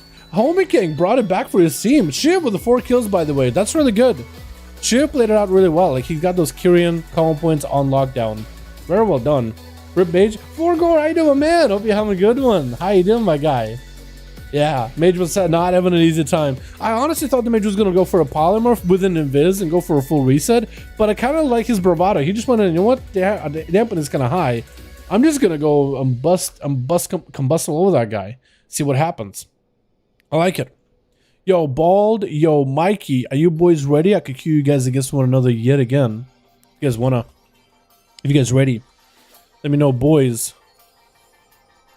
Otherwise, let me know if you got a group. And the group up, we have Shiv, we have Bald, and we have Mikey. Are all of them both 3 Horde? Nobody on Alliance? Really? I'm surprised. She's Sasuke? I don't think I said Sasuke. I didn't think I called him Sasuke until you called him Sasuke Alexandre. Could have been wrong though. Your words broken and keys down. It is really good fire, isn't it? It's really good. Ball got Seavark. Let's go, boys. And Milord, let's go. Hopefully Seavark will be able to get a chance to play. Maybe if you guys just send Seavark first, see how he does. Are there any open groups? Mikey maybe looking for one. Maybe Shiv is looking for one on the Horde. Looks like both the groups are ready. Mikey, Shiv, let me know if you guys are ready. Well played? Yeah, that was pretty good. That's pretty good. If you guys got groups open, let them know in chat. Go hide my boy. Hope you're having a good one, buddy. Hope you're having a wonderful evening, my mans. Hope you had a good Thanksgiving too. Smash that like, beautiful people. Yo, boys. If you guys enjoyed the stream, go ahead and give it a thumbs up. I would very much appreciate it. I'm looking to start WoW again. Was the best class to start with. Aiden, I like me some Rogue. I think Rogues are in a fantastic spot. We're good in PvP. We're pretty good in raids. We're really good in Mythic Pluses. When are we next? If you guys are ready, we could send you in. If you guys are ready, we could send you in. Yeah, I just could send you against Bald immediately. I beat a 250 Autumn Low Priest DPS to 221. Yo, are you playing the new what legendary are you playing, Briar? Are you going the Kyrian route? Or are you going like the, I guess the better route would be Kyrian can work, but also, what's the one I'm thinking of? So there's a spear build you could do, and then there's a Tormented King's legendary with a whirlwind build. Which one have you been playing? I guess what I'm trying to ask. Briar so cool. Yo, Briar, what's up? Yeah, it's really, really fun. I might just make a video on Fury Warrior. I wanted to try the whirlwind legendary. I want to see if maybe we could do some cheesy stuff with it. Kyrian Lego? I need to try a key with the Kyrian Lego. I've done one with a Tormented Kings and it was really good. I want to try with a Kyrian, because I feel like that'll be really, really strong as well. Do you still play the Blaze Storm and everything? I wanted to figure out what is the best way to do the most bursts with the Kyrian Lego. Like, do you want to use Whirlwinds for that burst or Blade Storm or what? So maybe you need to Blade Storm, then Kyrian Lego, Rampage, Whirlwind, Whirlwind spam. Maybe that's what you're supposed to do.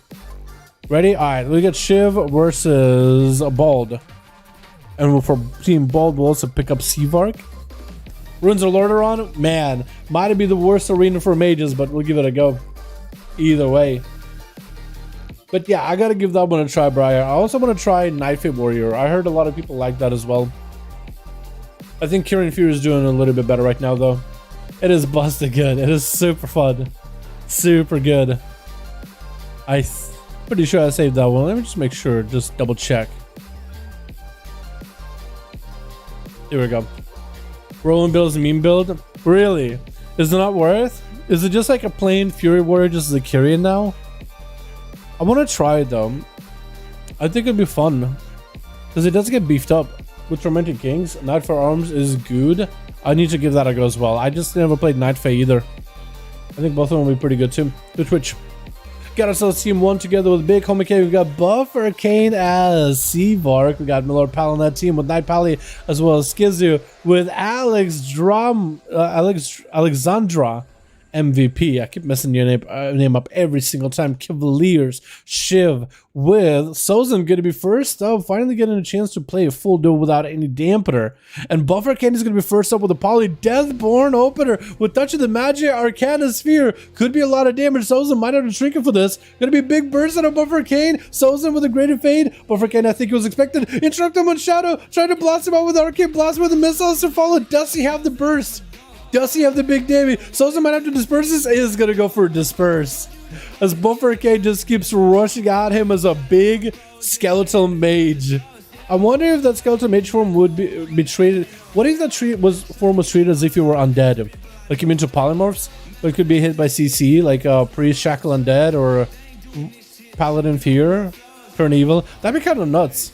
That'd be also kind of busted. Souza using this Kevin Slime to get some resources off of Buffer K, sitting in a Viz the whole time. Just looking for a reset.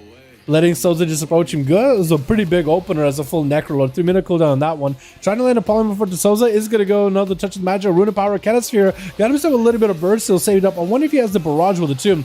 Arcane Blast to follow. Trying to get some blast and stun onto the Arcane Mage. Void Eruption by Souza, but actually cancels it. The Mages of the Dead joins the fight, but a quick invis by Buffer Kane to get away from all his pets, trying to sit down, maybe get himself some food. Is not playing the big triple shield legendary, so he is going to be behind defensively, but offensively should be in a great spot.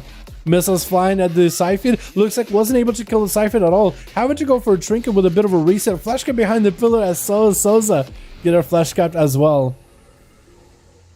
And Souza just needs to make sure to get a full Void Eruption on Buffer Kane. He needs to find a way to lock him down. Maybe wait until a full stun is available. Going to be a poly by Buffer Kane as a Mindbender keeps slapping him around. Arcana Sphere getting set up. Maybe big damage to follow. Arcane Blast right after. Arcana Sphere did a bit of damage, but that Flash Cap Shield holding on strong. Buffer Kane not sitting the stun along at all. Sealing the PI. And Souza having to burn off the PI off of Buffer Kane as he's blasting him with missiles wild inside a Touch of the Magi.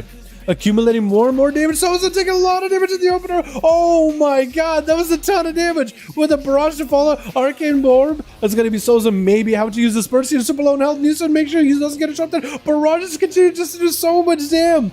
Buffer Kane with a full boost for Arcane damage with Arcane Blast to follow. Got himself massive viz to approach Souza. Does not have an interrupt, but he's really scared with the damage he's got going on. Souza does use Mages of the Dead. And Buffer Kane just trying to avoid that free damage from the Mages. Trying to land a poly, going to be a quick silence by Souza with a stun to follow. Buffer Kane does not have a normal blink to get out of those stuns. Is going to be just blasting out into Souza just to build up some charges into an Arcana Sphere. Does he himself a big go? Trinket out of Souza, missiles flying, does activate a Great Fade really early. Going to be more missiles flying at him as he's just ripping through that shield. Siphon is on Buffer Kane, so he's going to be slowed by the Siphon. Channel shadowy spells at him. Quick Fear by Souza as he's looking to get some dots back up onto Arcane.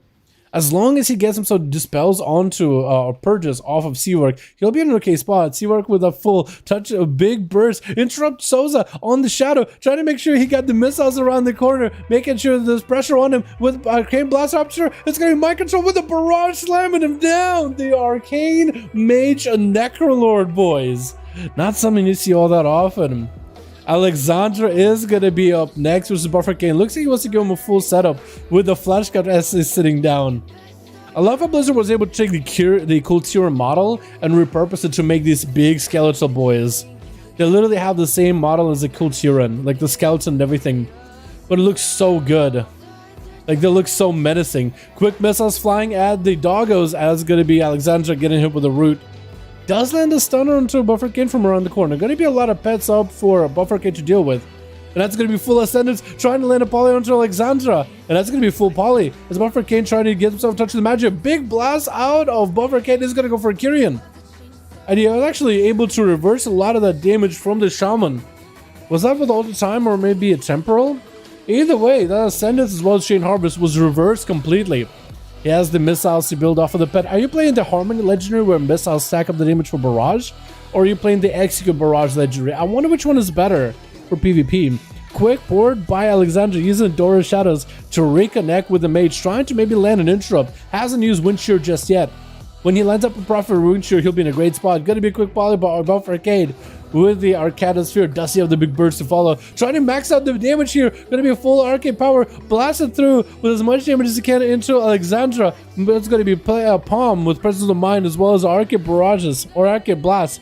Back to back, lock in Modern Nature with missiles to follow, touching magic for it with Arcade Blast to charge up, trying to make the most damage happen, blinking around him, trying not to get interrupted as best possible. Looks like he got a juke out of Alexandra. Barrages continue to fly, turns his magic slamming down. Alexandra is in the wolf form, which I think if they are running the right talent for it, then they have a wolf form that will heal him as well as stacking up. Arcanic Call, is that what he may be running? I'm not sure which one that is. It might be the Execute one, which might be better for PvP then. Which I might need to give it a try.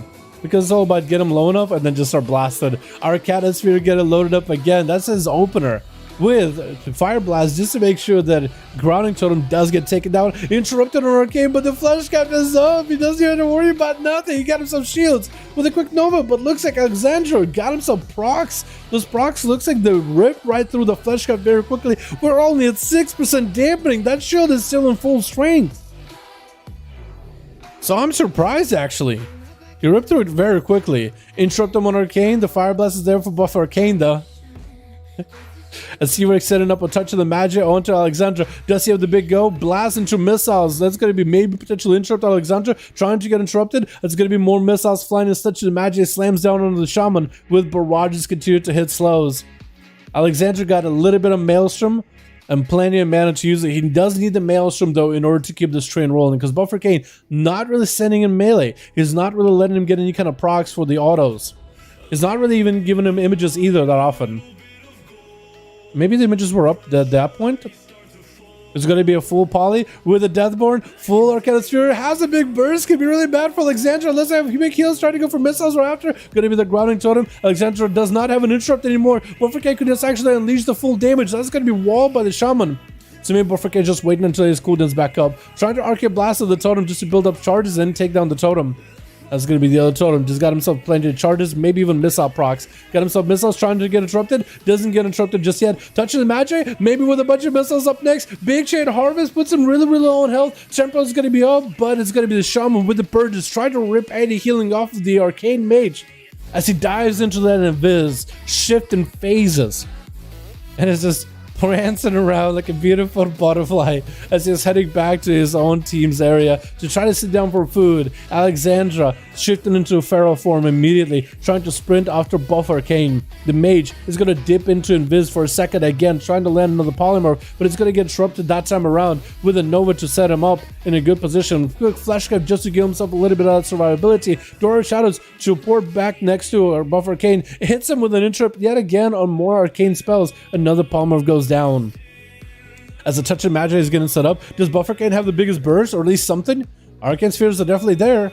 With missiles, looks like he's actually going to interrupt him for a second. He expected the Grounding Totem going to be big ascendance. Alexandra trying to end this duel here. Sundering onto Buff Arcane is going to port out of it for a moment. Does have himself temporal, trying to blast more damage on Alexandra, but Alexandra got the wind strikes. Better max out the damage with those wind strikes. But a Nova is going to separate the two. We're hitting that 8-minute mark, 21% dampen our boys. The healing from this point in is going to be reduced heavily. Not like Buff Arcane had much of a healing to work with, but the shields of Flesh Captain as well as his normal prismatic barrier are going to be diminished. Alexandra does actually play with a lot of healing. Also, how is your Murloc pet? Okay, so when you get in combat, your Murloc pet is normally supposed to get like in the shell, but this guy is just like out there, just spinning around. This guy's going to get a whiplash from all your attacks. Missiles flying. Alexandra is definitely going to drop down a Grounding Totem. Buff Arcane, make sure to take it out as soon as possible. Sunder from a distance. Does he see him for a second? Trying to blast that Arcane Blast at Alexandra. Wait, this could be really good. Missiles flying. Does Buff Arcane have the most damage here? Alexandra does have a wall if they need to, but they have mana, they have Maelstrom. There goes the wall. As they're trying to keep themselves afloat here, gonna be the images to continuously Frostbolt Alexandra, providing Buff Arcane a little bit of a defensive shield, but also constant slows onto Alexandra as well. Buff Arcane trying to juke out of there with a Shimmer, leaving nothing but a Shimmer in his wake. Looking for a bit of a reset. Alexandra chilling out in the middle, catching up on, I think, mana, waiting for Buff Arcane to poke out as he's going to be chowing down the mana buns as soon as he can. Nova missing the Shaman. But Shaman missing the interrupt though, so it's going to be free reign for Buffercade to control him. Trinket out of the Shaman as he's trying to get aggressive. Buffercade got not a lot going on. Going to be Flesh Cut though. Maybe can interrupt to the last second, doesn't quite get to. Prismatic Barrier and Flesh Cut are the only two defenses the Buffercade at this point has at this point. Earth Elemental just kind of trying to wear those defenses a little bit. Ghostles are definitely going to be able to punch right through. And Flesh Cut and Prismatic Barrier both are going to be down in just a second, trying to land a polymorph onto the Shaman yet again. With the Touch of the Magi, full burst, actually everything but Arcane Power, but he's trying to keep those things on cooldown as best as possible. Does he have the biggest go? Going to be the Grounded Totem, blasted immediately, missiles, but does get locked out on Arcane. And that's going to be quick chain harvest by Alexandra. Hitting the Kevin Slime as well as hitting the Mage. Does give him a lot of healing though. Arcane Blaster on the corner, but Buffer Kane. Could be anyone's game at this point. Got barrages, missiles. Trying not to get interrupted on his missiles though. Trying not to get interrupted on Arcane at all. Could be maybe a purge spree by Alexander. Try to remove the alter time by Buffer Kane. And I think he's going to be able to reposition. Yep, reposition right next to Alexandra. Has the totems to at least attack with missiles. Maybe build up some resources, build up some charges. No more interrupts by Alexandra, but the Sunder does disrupt our Buffercade for a second. Has a polymorph from Uster. Gonna be that polymorph into a grounding totem, and Alexandra saving those grounding totems for the right opportunity. Gonna be that poly before the Hex comes out. Buffercade has a bit of burst. Maybe he can go for a big go. No way to interrupt it. Maybe only interrupts. Only the Shaman interrupt. Trying to get interrupted, but the Shaman burst. The Shaman over that wall, as I said, is back up. Trying to fight Wind Strikes versus Arcane Power. Trying to fight fire with fire. Dora Shadows to reposition. 11 minutes into the duel, 39% dampener. Alexander's playing it kind of defensive. Still has Ascendance. He can still get aggressive. He got himself Grounding Totem as well as an interrupt. Buffer Kane with not a lot of health, but he always got that mobility. He got images to also get some damage to Alexander. I think those images are keeping him in combat. Otherwise, he might be able to sit down and get himself some food, but he's not able to sit down. And Alexander is getting blasted by Frostbolts. But it's not the worst situation could be him. Flash cut by Buffer Kane. Knows that he's going to get interrupted on it. That is going to be the Grounding Totem. Got to touch the Magic onto Alexandra. Does he have the big go? Going to be a trigger by the Shaman. Knocked back for a moment. Missiles flying. Maybe there could be big damage right now. Alexandra does get himself a haze ball from Naji Soulbind. Temporal for Buffer Kane in order to maintain himself health-wise. Alexandra does sneak away a quick heal. Not a lot of Maelstrom on him. And the Ghosters are going to be biting away at the Mage. I think the Mage might be in trouble. As the Storm Strikes come out, Lightning Bolt, I think it might be over for the Mage. That's probably the toughest matchup. Because Alexander knows exactly what Buffer Kane is going to do. He knows exactly how to deal with him. A range interrupt. Oh, he auto-attacked him through the wall. I feel like that shouldn't be happening. I feel like that should never happen. The fact that he can auto-attack through the wall is just a little silly. Skizu shadow steps towards Alexandra's and just kind of stands in front of him with a Vanish Reset. Huh? Well, Alexandra has no idea what the hell's going on, so he picking up the eye immediately. It's got a Flame Shock skills. Skills on his rogue. Skills is going to go for a blind into a Mark for Death Kidney Shot. Kyrian Burst. Alexandra does not have a trinket for it. Could be big damage. Skills not chaining stuns back to back. Eats a chain. Oh! Okay. Huh. Big homie drop it down. Big bitty beast spilling brew all over Alexandra. Putting him into the high dampening 50 percentile. Still the Sun Totem goes off, but Big Homie Kang just didn't let him escape out of it at all. Man, that was a tough matchup, dude. For Seavark as well as the Shaman, but I think the Shaman with the Grounding Totem and the range interrupt, I mean, it's just an advantage. Chill with that. Mark for Death onto Big Homie. Not a bad idea when you want to just put Mark for Death early because you'll be able to get the cooldown back quicker. It's a 30-second city, but you can cut out 10 seconds just while it happening and be sapped up.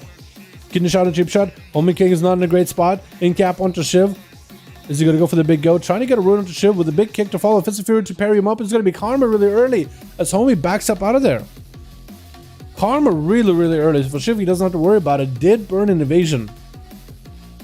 I think Homie might have used Karma when Shiv used evasion just to make sure that if Shiv does continue attacking him, at least there's like no easy way of getting about it. Shiv and Homie both hold on to trinkets. Getting shot by Shiv. Homie is going to trick it out immediately with the blind to follow. And Shiv, is he going to go for a full reset? I think that was DR's, right? A blind, sap. Oh, no, actually, not DR. Not yet. So he won't be able to stun him for a while. Homie can maybe pick up the eyes or something. And maybe he can go for a heal. Like, Shiv will not be able to go for a full kidney shot for a while. So Homie at least gets to start at full health. And I don't think he's going to be able to die at full health. Being an orc and all. Unless Shiv just gets fat crits. He does have Shadow Blades. Maybe just commits it. Kyrian, no Shadow Blades. Is that enough? Is it enough though? No, in-cap. Homie has plenty of health to work with. It just gonna hit Shiv with an in-cap though, and it's gonna go for a reset. Looks like Shiv is thinking maybe swap it into wound poison instead of instant poison. Is that what he's playing? Instant poison since we're at 60% dampener? Might as well, right? You know, he's not gonna get a lot of healing. You might as well do more damage while you're at it. Fist of Fury, Shiv is gonna go for advantage, trying to see if he can duck out of this whole mess. Leg sweep was used by Big Homie, but at least it was a trinket trade. It's Homie looking for that reset himself. Shiv chilling behind the pillar with Shadow Blades. Could have a big go. Trinket not available for Big Homie. Kang has himself Karma, has himself Diffuse. Isn't going to do much against Shiv, but maybe against the shadow damage of Shadow Blades. A little. Does himself Fleshcraft as well. So Homie not even picking up the eyes actually. He has the eyes on both ends. Going to be that kidney shot by Shiv. Going for the big Kyrian burst. Does he get the setup he needs? He needs himself more eviscerates. Oh no, not quite. In cap. With the Fist of Fury, lock it out Shiv with a Karma right after, trying to see if he can shadow step away from the monk. So far he's been able to get away, DFA back down, but it's gonna get locked down with the touch of death right after him. Oxygen not gonna give Big Homie King a chance to get a reset. Camera kind of broken. This man's right here. I think it's because he blinked while he was in mount. Gonna be dropping down. Ooh, big fires over at Homie. Homie even activated defensive for that one too. But the man does burn up. Night Pally up next. Fleshcraft getting burnt up very quickly. Got wings of his own, throwing out hammers at Oxygen. Oxygen activating all the time in case he needs to reset, and is going to need a reset. Bubble out of Night Pally. Looking to re-engage with Oxygen. Final wreck missing by a little bit. And a quick breath and a quick trinket out of Night Pally. Just goes in for more damage to an Oxygen. Quick blink into an interrupt, into a fire blast, into maybe a bit of an overcommitment on cooldowns, but that was also a malediction as well. As Oxygen having to go for an Ice Bucket immediately against the Palace. 70% dampener though. Oh no. Yeah, like he's not slowing down. He's not freezing. He froze for like a second. Blind by Lord Pala. Does he have all the holy damage? Oh, he definitely does. Oh, one more hit, one more global. No! Does he bubble this? Trinkets it. One more hit. Oxygen got himself in invis. No, he got caught out with a final with Ashen. And Oxygen cauterize. Yeah, there's no way. Unless he somehow lives. Wait. Cavaliers wants to go. He's like, Cavaliers wants to like, I gotta go. I'm next. He's like, wait, seed pod. I like he was shuffling behind the pillar, like, seed pod. He was trying to make it as fair as he could. Keep it in a 1v1 as best as he can. And I like it. Army of the Dead joining for Cavaliers, not playing the Necromancer's Bargain. Instead, there's going to be all the pets kind of going long distance around the cart. But it's going to be the main pet empowered Milord Pala without a bubble, only basic protection available. Cavaliers can deal with that immediately, easily. Got a lot of shadow damage to crack right through those defenses. Milord Pala with not a lot of health left, needs to build up a little bit of resources. 77% dampening, not letting him heal up at all. The most he can maybe do is go for some big damage to Cavaliers if he has anything at all. Blessing of protection just to reduce some sort of damage, if any at all. But the dots are still going to do damage. The death of decay is still going to tick out on him. And Cavaliers can go for Cloven Shadows, just to punch it right through it. It's going to be Lord Pala just naked out in the open, and does go down to the death coil of Cavaliers at the very, very end. Taking him out. Man, that duel between the mage and the shaman was a really close one of a back and forth. That was hard, man. That was tough. Alrighty, boys, let's see who has a group available for them 5V5 1v1 duels. Maybe we'll send the same team again. Maybe see if I can play somebody else besides the shaman. Have a bit of a rematch against somebody else. Maybe.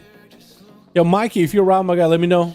Shiv, Ball, let me know if you guys still have groups. We could probably go one more. What's the best 1v1 class? Hannah, chat? What would you guys say is the best 1v1 class? I would say monks are pretty damn good. Feral druids are really good. Paladins are really good. Anything that has like healing. Anything that has good survivability. In that sense, a fire mage is pretty good as well. And in that sense, I think a Destro Warlock can be pretty good as well. There's survivability, mobility, cooldowns, and crowd control. But I think the melee is a little bit better for the 1v1s. Ready whenever? Feral Druid, maybe playing it. Medbay, yeah. Have you ever done the championship duels? Get all the big D players that one-shot the other team and duel each other with a prize, maybe a tourney. I have not done anything like that. Jack, knifed twice. How you doing, my guy? I have never thought about doing it, or I guess it crossed my mind. You guys have suggested it before, but I've never like really put something like that together, or never really thought about like How would that function? No. Based on the average duels you watch, what do you think is the class the best for 1v1 Shadowlands? The ones I mentioned, monks, feral druids, rogues are really good, dash warlocks are surprisingly good. Mages are really good, like fire in particular, especially if you're playing it very, very defensively. Monks I mentioned earlier. Palas. Anything that's a Necrolord is really good too, because of the defensive value, even after the nerfs to the Fleshcraft for PvP. Shamans are surprisingly good too. Shamans are surprisingly pretty good for duels as well. Like enhanced with Shaman in particular. Elemental Shaman can work too, but enhanced has been really, really good for the healing. It's a lot of the melee that have like ridiculously good healing, or a lot of cooldowns to work with. Are the groups are changing the same people? ARAM, whenever we have new groups, we swap them out. Whenever we get same people, and if only there's 2 groups available, we'll just keep queuing them. We'll get whoever we can, boys. Necroburst to Necroferal, nothing beats them out of the imp. Yeah. Yeah, Necroferals are pretty disgustingly good to this day. I just hope Necrolord Feral at some point becomes a good PvE build rather than only a good PvP build. Maybe one day though. Which. Got ourselves together Team 1 with Alexandra, Cavalier, Shiv, Sozan, and Oxygen. And they're about to just go flying. 3, 2, wee! Hard to tell which one of them is actually doing since all of them are scattered all over the place. Yeah, if you guys are like Alexandra, hang out by the set of stairs, you'll be fine. Soza having to go versus Big Homie in the opener. Got himself Greater Fate immediately with a stun with a Void Eruption. Might be able to get one of those Void Bolts to hit Big Homie just as you see him trying to position himself so the bolts actually can hit. Big Homie does choose to trinket out of the Horror Effect to reset behind the pillar, burning a Karma off too. So for Soza, he doesn't have to worry about that Karma later. Are you Megalomania? No. That was just a normal Void Eruption. I was going to say if it's Megalomania, that might have been interesting. Big Homie activated the win. Soza might be in trouble. Maybe. Might be looking at the disperse really early. Not a bad idea since Homie is burning a 2-minute cooldown into your 1.5 minute CD defensive. That might actually be a decent trade, especially with the heal. Soza getting sniped out on a heal with a quick Serpent Hand Strike right in the jugular. Or whatever's left over, because he's an undead. Does he even have a jugular anymore? Right where his throat used to be, maybe? Mind control onto Homie. Kind of a dead area. Oh, you do have like a jaw. You do have like functional parts. I think.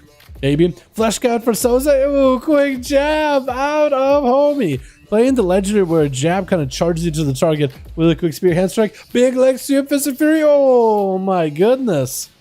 Drenched that priest in brew of bones and dust, which is kind of messed up when you think about it. And then just blasted him out with spinning crane kicks, Fists of Furies, locking him down.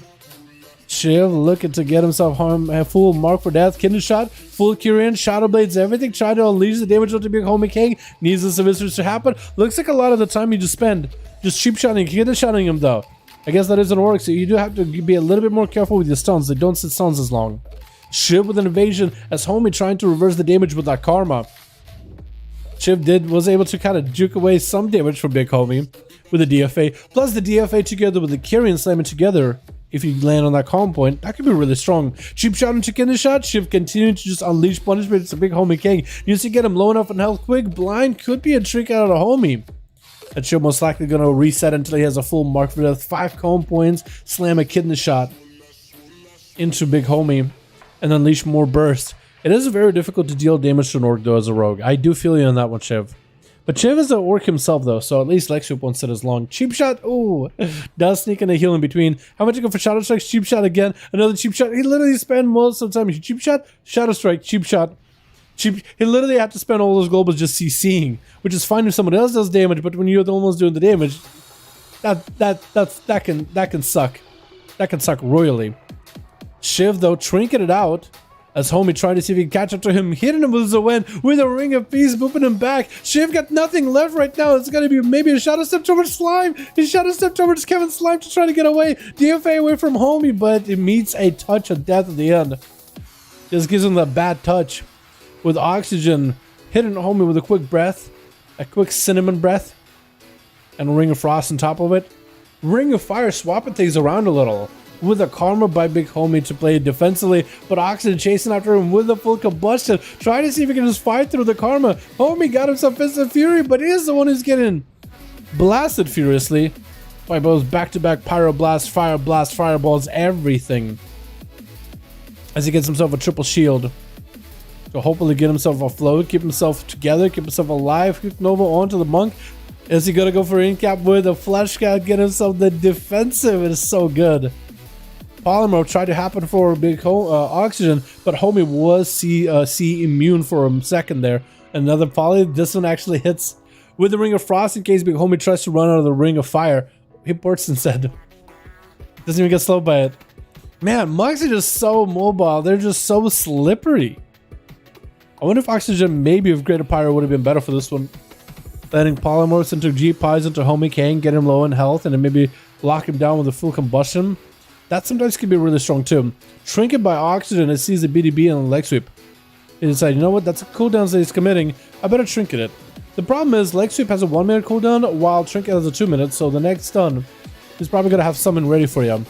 But oxygen is a mage. If you can preamp maybe like a preamp blink out of a CC, or blink out before CC happens, or maybe alter time like he's doing right here, in case the damage really ramps up. Homie, try not to interrupt the fire damage. He wants to interrupt the polymorph maybe, but not the fire. It looks like he tried to interrupt something earlier. Gonna be the Ring of Frost to get the Ring of Fire. Does not, no mind, I was gonna say does not have the port this time, but yes he does. Yeah, he does. Full combustion came out for oxygen, trying to get himself a bit of that cooldown reduction, but it's going to be a quick interrupt by big homie King, and oxygen goes for polymorph instead over anything. Decides that CC is probably the best course of action here, as he's playing defensively, trying to land an invis, but homie hits him with a root with disable, spinning cranky, keep him out in the open. And trinkets out of the breath as oxygen get hit with a full leg sweep. No BDB burst this time. Zuen does get to join the duel a little bit later there. Oxygen still taking a bit of damage though. This is going to be karma on top of it. Might have to ice block this. Is going to be cauterized and an ice block used all at once. As oxygen kind of waving his hand outside. Now it's frozen. Now he's good. He was shivering out in the ice block.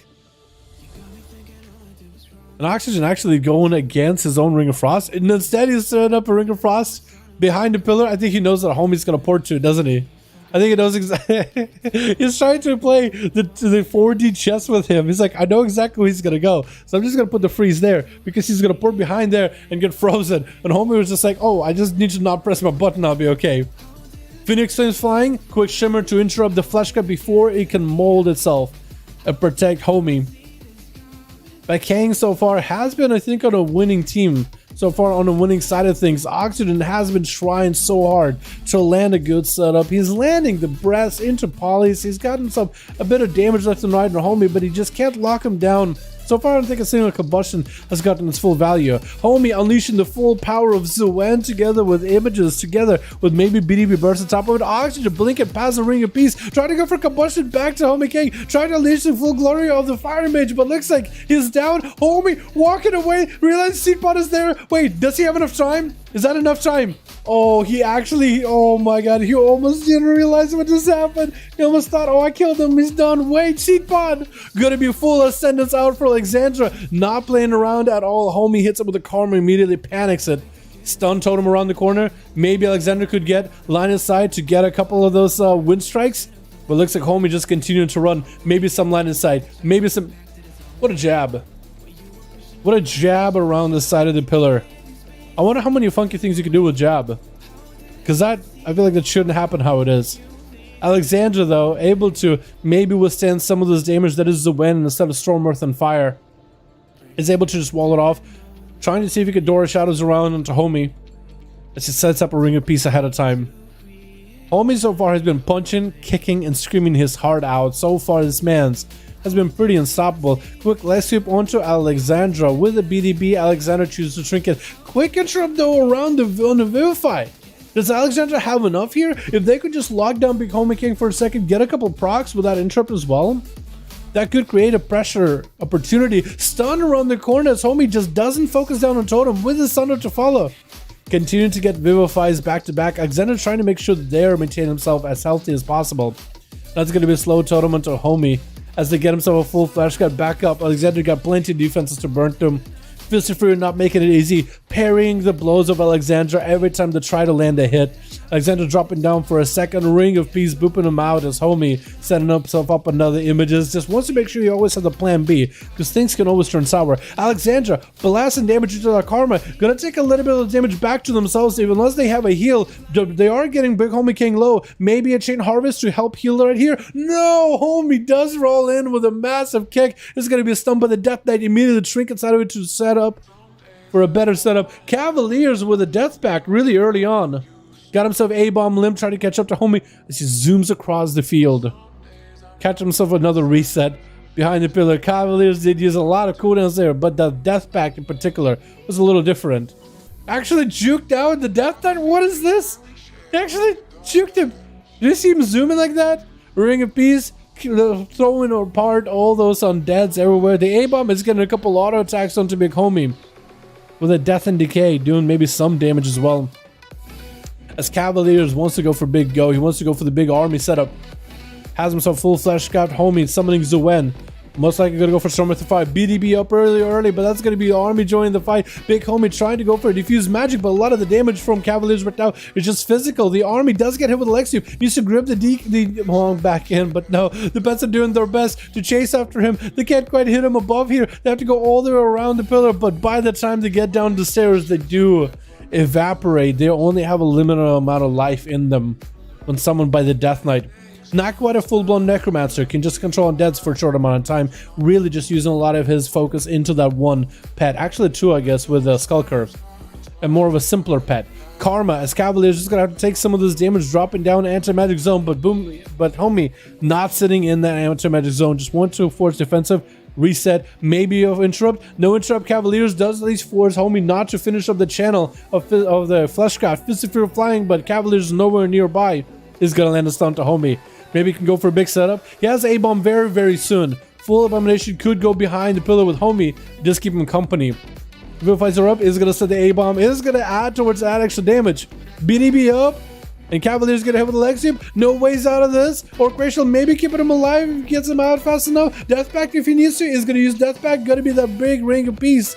Booping everything out. No grip by Cavaliers. Did activate his abomination limb. Can he maybe... He's jumping up. Hey, A-bomb. Can you see him line of sight? He just tried to create line of sight for the A-bomb limb. And homie just unleashing the full fist barrage. Cavaliers with not a lot left. Maybe could go for a bit of death strikes.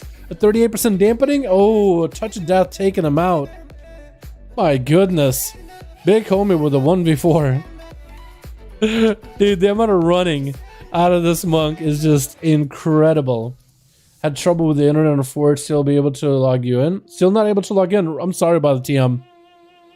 I'm sorry that happened, my guy. That's unfortunate. Do we do one more so we can play? Maybe.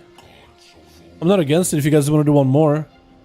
Because that duel, only the monk got to play. The teams are still there. I'm down to do another one, boys. I'm down to give you guys another chance since, you know, a lot of the teams of Team 2 or Team 1, whoever had the monk on that team, didn't really get a chance. Maybe put the monk as last for that team, right? Maybe leave him on cleanup duty. Might not be a bad idea. Bald if you're around. Or Mike if you got a group. Or unless Mike is Team Assassin and then it won't happen. It's still amazing for BM. I think the better example is Warlock with Night Phase being the best. The second best only being Necrolord, which is really niche. Barely have options. Really, I feel like all full warrior components are good. With Kyrian, Night Phase, Hunter being good too. Venthyr being used in single target. True. It's amazing for BM. I agree with that. Warlocks technically in Mythic Pluses, that you can play Venthyr. You can do Venthyr Mythic Plus. But in raids, yeah, you don't really have a lot of options. I do like the Necrolord Warlock though. I guess whether you do Mythic Pluses, raiding, or PvP, you have options. But if you feel like you want to raid as any Covenant, you don't really have as much of an option. Bald and Shiv. Let's get you guys back up in there. Maybe that monk, we can keep him as last or something, right? Leftover pork, shoulder roast for breakfast, some raid. What's the deal? What's up, Joe? How you doing, my guy? Hope you're having a good one, my dude. Master Monk? Yeah, for real. For real. Chovin Arena, that's a big one, dude. Massive arena for the evening. Night Phase was nerfed for Hunter, I think. I'm gonna play it just see Venthyr and PvP ladder. Yeah, Night Phase was nerfed. It's still really good though. But it was nerfed a while back. It's still incredibly good if you want to raid or if you want to do Mythic Pluses. It is very powerful. That's a strong 2-minute cooldown. Vector just ends up being a little better because it has more single target, and the damage is just really synergetic inside of PvP. You could technically run Death Chakram too. I think it's just Venthyr is the only one where you could just kind of forget about CC and just focus on raw damage, just kind of steamroll people over. Sure am, let's go. Mashan Mog is like the one you have. Q the Rogue, but black. You have Q the Rogue, but black and red. Okay, TM, you might have to link it to me on Discord, unless it's the one you were wearing earlier. Cool hair. I mean this or this? What's up, Lone? How you doing, my guy? Hope you guys enjoying the duels. If you guys enjoy the duels, give it a thumbs up. I would very much appreciate it. I did save that one, right? Oh, wait. Yeah, it looks like both teams are waiting. Or sorta. I'm trying to save the duel. Oh, looks like Cavaliers are going to be first up. Hold on, I'm saving the duel real quickly. Skills, not given an opportunity to get into stealth. That's really unfortunate. Twitch. We got a duel starting off really early with Skills getting not even a chance to catch a reset. Either his stealth did not work or something got him out of stealth really early. Cavaliers, though, unleashing the full fury upon him, sending in the undead Skills with that evasion. Trying to walk up towards Cavaliers, hits him with the blind, and then turns around with the kidney shot. Gonna be the Darkness Formation A-bomb, going for the stun, as a couple of those undead summoned by Apocalypse did go for a bit of damage. Skills is not in a fantastic spot, goes in for a Cloak of Shadows. But that's all he's really got with Cavaliers taking him out. I'm not really sure what knocked him out of stealth there. Very much not sure what got him out of stealth. But that's definitely, like, that's the best way for a rogue to start on the wrong foot. Get knocked out of stealth, take a bit of extra damage. You definitely want to make sure you get that opener every single time. Poly quickly on to Cavaliers as the Deathborn comes out. Touch of the Magi for Buffercane, but I think that might have been absorbed into AMS. Trying to go for missiles over at Cavaliers. Instead getting interrupted and is going to go for a flash scout. Might have to go for that ult time either way. As Cavaliers, I think, try to get a grip onto Buffercane, but I don't know if he could.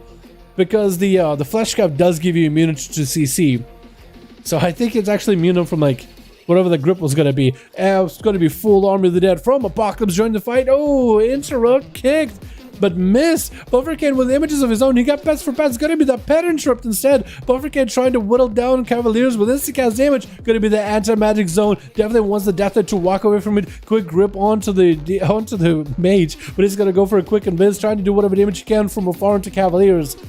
But the Spell Warden proc has continued to keep him in a good position. Quick boop by the Arcanosphere. Seawork is going to go for a bit of a reset of his own. Quick barrages onto those pets as he's got himself into another set of pillar with Novus to last it onto Cavaliers. The Death Knight is going to be able to get himself a full fresh flesh scout. Buffercane is not going to have one rolling, but he's going to be able to maybe consolidate some CDs and line something up. Versus Cavaliers, I think this actually might be the toughest matchup, one of the tougher matchup for Arcane mages. Because you do have the pet with a stun as well as a range interrupt if it does transform. So that's a lot of ways for him to like deal with a pet. Quick grip as Buffercane trying to go for Poly, trying to get interrupted, juking out the kick. Is going to be able to transform Cavaliers into a sheep, setting up a touch of the magic, maybe with missiles. Quick interrupt by the Darkness for each pet, which is going to kind of set Buffercane back a little. Touch of the Magi trying to see if it cracked through the flesh scout, but it's unable to do it by itself. It does need the arcane damage to accumulate into the damage that it sets up. As Buffercane had to turn around, instead of playing aggressive, had to play very defensive. Missing kick, as Cavalier is not going to be able to interrupt Seavark on. Arcane is going to be a bit of that temporal to get a bit of healing. While the kick is down, it is going to be able to channel Flesh Script into the face of the Death Knight. Shrink inside the Polymorph immediately, trying to maybe get an interrupt, but that's going to be a Poly from afar. And Buffercane throwing in barrages, still needs to be able to blast through the Fleshcraft if at all possible. Sending out Arcane Orbit does tag Cavaliers. As Buffercane is back there messing around with the ghoul. Maybe even able to build up a bit of resources. Trying to barrage Cavaliers as well as the pet all at once together. Maybe trying to pull them together to cleave them down. But it's going to be touching the Magi onto the pet with an invis. What the... Is that on purpose? It's going to be a knockback onto Cavaliers, trying to make some damage happen. There's going to be 4 Arcane Blast, trying to go for instant cast, trying to get interrupted. Didn't get interrupted. It's okay. Cavaliers with an anti-magic shell should be able to protect himself from a lot of the magic damage from Buffercane. And it's just turning the heat up on him as Buffercane goes for the ult time, recovering the full health bar to put himself back into a good, favorable position. The Dark Transformation Ghoul charging at him.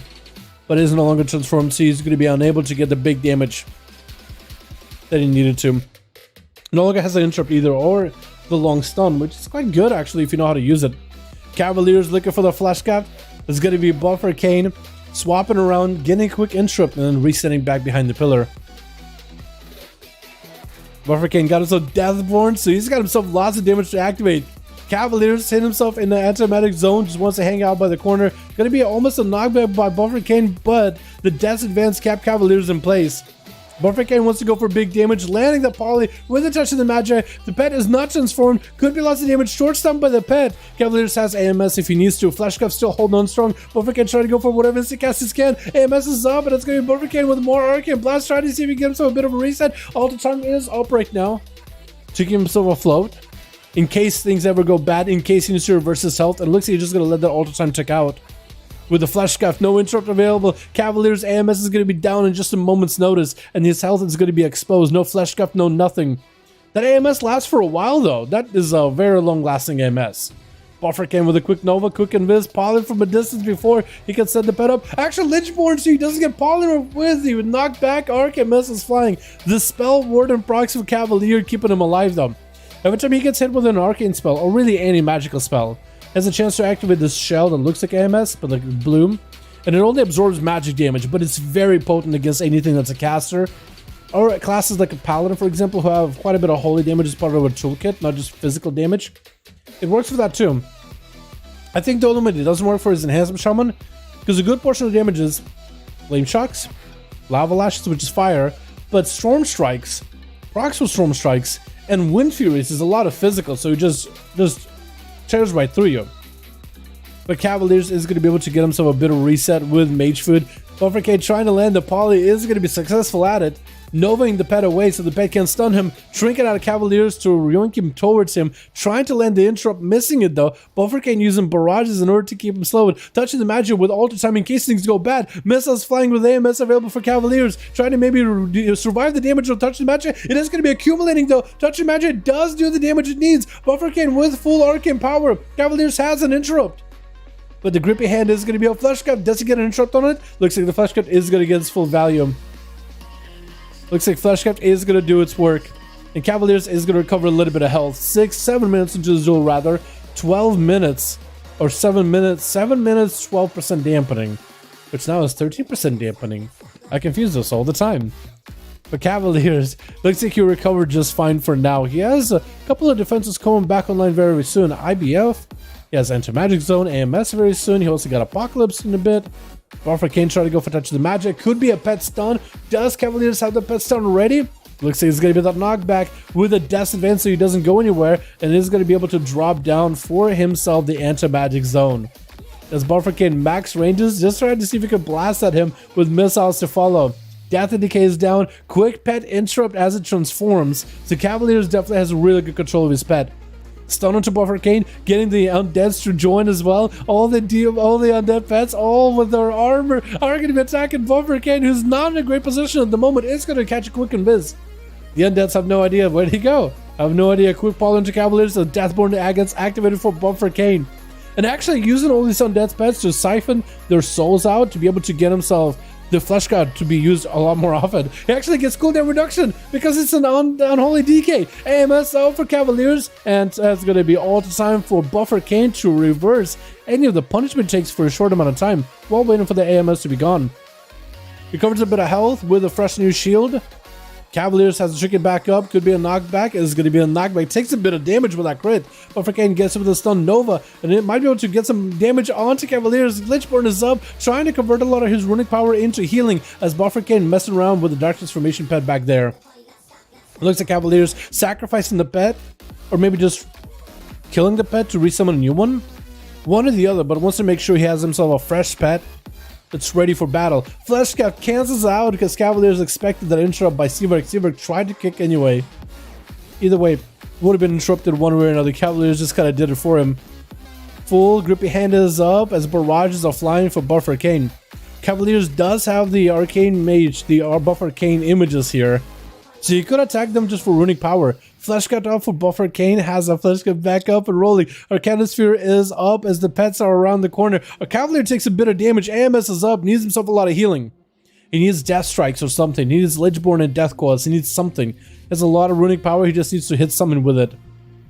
And that's what Buffer Arcane I think is trying to avoid him. He sees the full runic power built up. He wants to wait it out. He doesn't want to give him anything to like hit off of.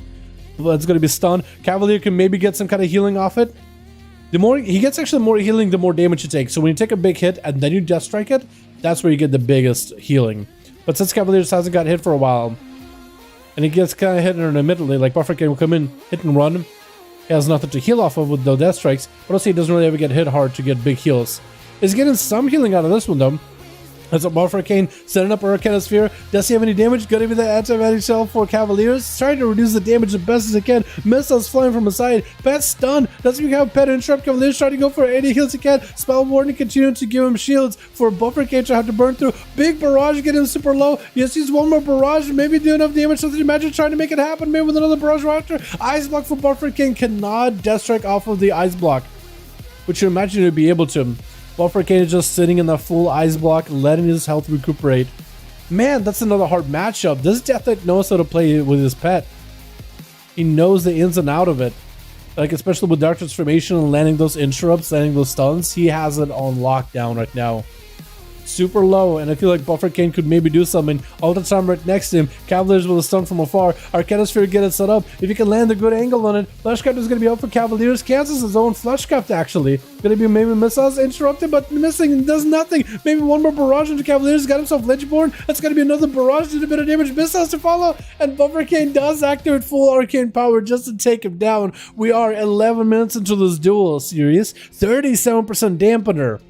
Are they really going to send Alexander next? Oh no. Last time Buffer Arcane had to fight Alexander. He came in with almost... Oh, he just left. He fought him before he knew this was not going to be a favorable matchup. He's just like, you know what? I'm just going to bail. My lord, you can play. We can rotate. Get someone else to play this, guys. I don't want to fight him. That's a matchup I don't think I can win. My goodness. Man, that was a rough first duel versus the Unholy DK.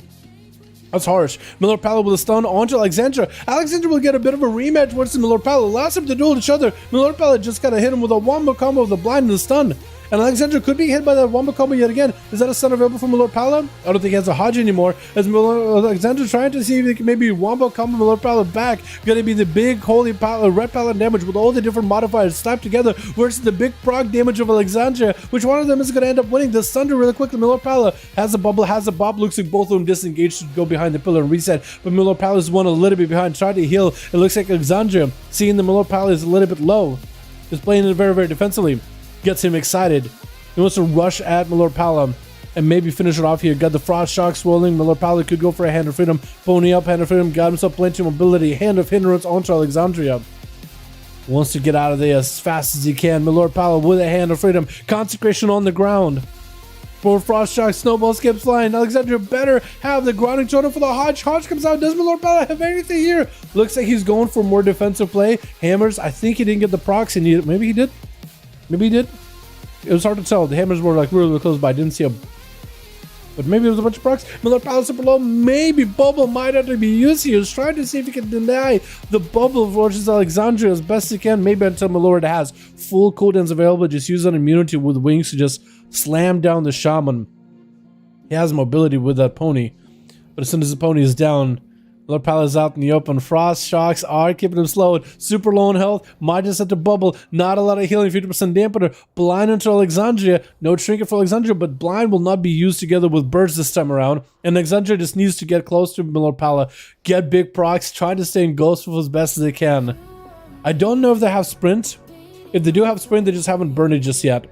Ghost Wolves needs to send them somehow at Miller Pala. Needs to find a way for Ghost Wolves to attack. Frost Shocks, the Wolves are going to build up a bit of Maelstrom. Stone into Alexandria again. Miller Pala playing it super action defensively. He just doesn't want to fight him at all. Whatsoever. Alexandria, Wolves are down. Has a bit of Maelstrom built up. Interrupted by Miller Pala with wings rolling. I think it's just a proc for wings though. Alexandria with a Chain Harvest. Shield of Vengeance for Miller Pala. Hoping to turn the Shield of Vengeance aggression though. To turn it offensive. Alexandria is going to have to pre-wall before the shield pops. They just need a proc. They just need something to give. They need a stun into Milord Pallet, doesn't quite hit. They need the Wind Furies to just proc on Milord Pallet just out of nowhere to just surprise him. Maybe land an interrupt around the holy damage. Maybe Milord Pallet with a bubble. Now is the perfect time to maybe make the most damage happen. Wait, Milord Pallet did use wings. That wasn't a proc, that was real wings. So he kind of like used wings that didn't really do the damage that he needed to do, which might put him in a situation where I don't think it's winnable. Alexander trying to get whatever food they can from the team. Oxygen does deliver mana buns. So there's food for health. There's also a little bit of moisture in those mana buns for mana, or maybe they're just jelly filled mana buns. Strawberry jelly, grape jelly.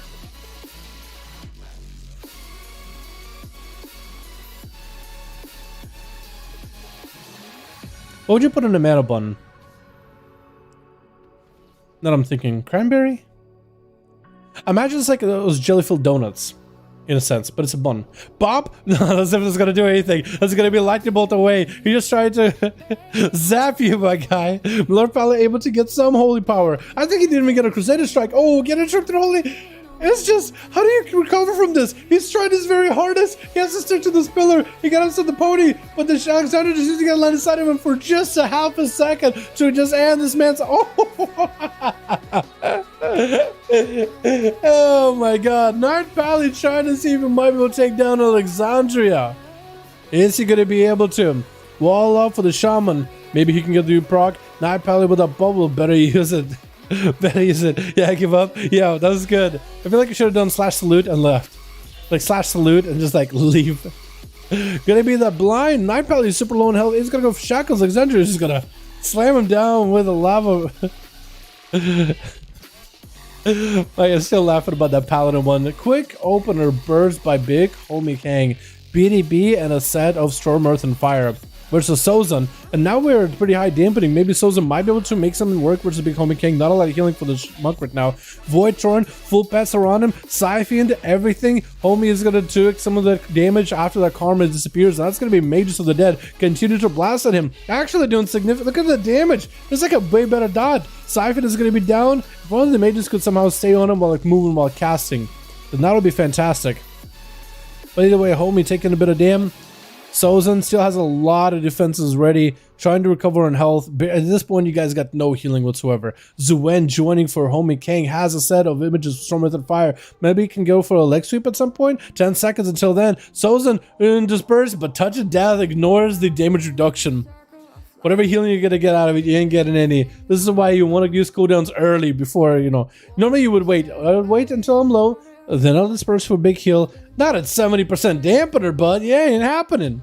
Oxygen, look at her and Big Homie. Can you do it? BDB up right now with a leg sweep. Oxygen is going to trinket with a soul ship out of there. Just getting a couple Fire Blast Pyros onto Big Homie. Past combustion has everything ready. No trinket on Big Homie King. The Oxygen just needs to go for the biggest bust, the biggest go ever. That's all he's got to do.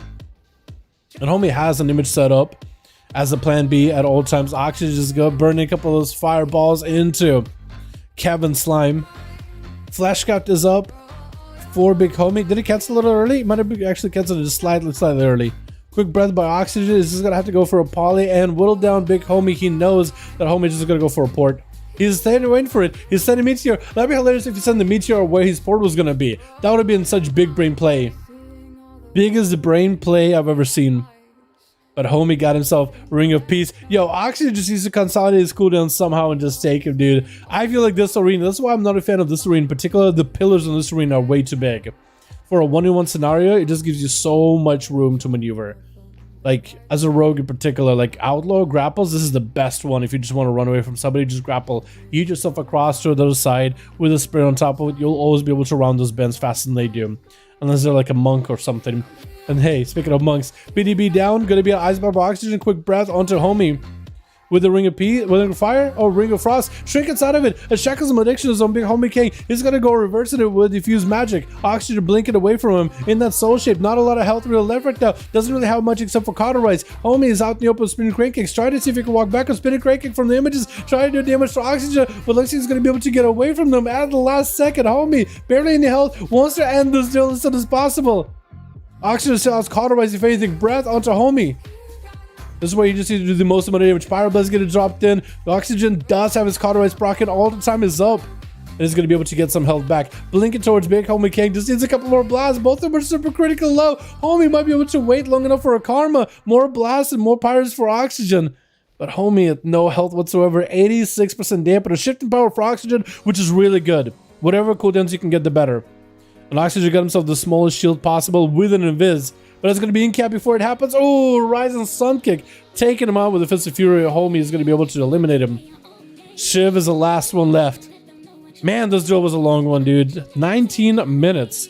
It's going to be a lot to cut down. Are you serious?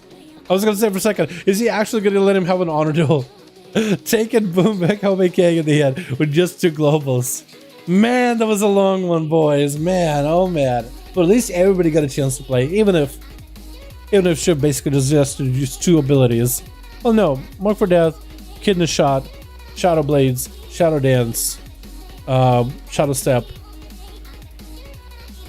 Shadow Strike, Carrion ability, Eviscerate? Something like that, maybe Shadow Strike, Eviscerate? 8 abilities, if you want to, 9, maybe even, if you want to be specific.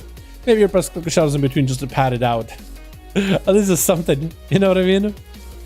The team counter picking and just making the game so boring. Wait, was it Team Shiv? Were they counter picking or was it just random? Shiv, how'd you guys do your groups? Do you guys completely like random / roll, see who gets to go first, who gets to go last, or do you guys like send them out based on who they send? Because we usually do like a / roll to find to get an order in random.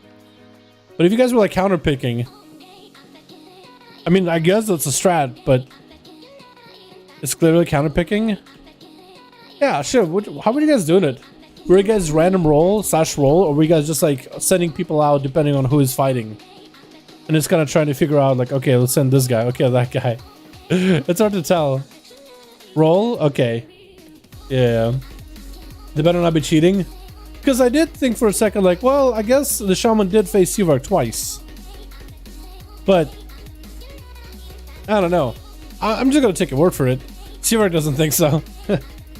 I'm the DK. What's up, Gabriel? Were you guys / rolling, or were you like choosing who goes next? We're not cheating. Yeah, like it doesn't really matter to me. Like in the end, it doesn't really matter. It's not really like, I guess like, is it really cheating? I mean, I guess that's probably like the most fun way to do the duels, just to get random, so you don't really know who you're going up against.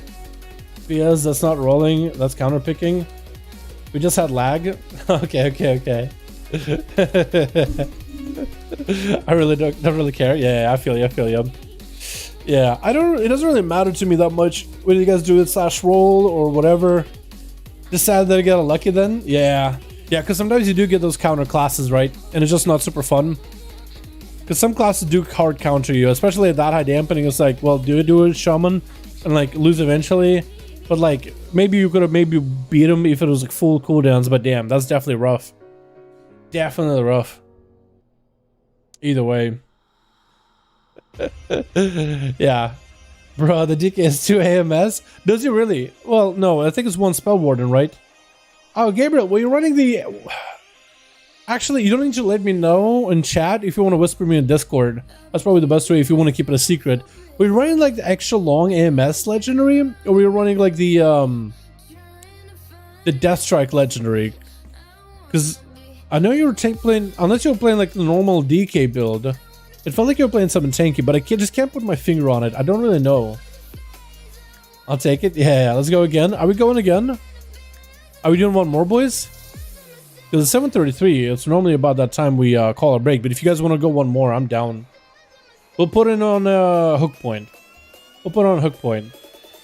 It was? Okay, I couldn't quite tell. Yeah, I try not to let people like just expose what build they were running, so it can be a bit of a surprise. Because like if let's say if somebody figures out what they're playing on the other team, yeah, Shiv, let me know if your group is ready. If you guys still have a group, Bald is ready. Bald wants to do one more game. 5 out of 5 still. Let's go. Shiv, let me know if you still have a group.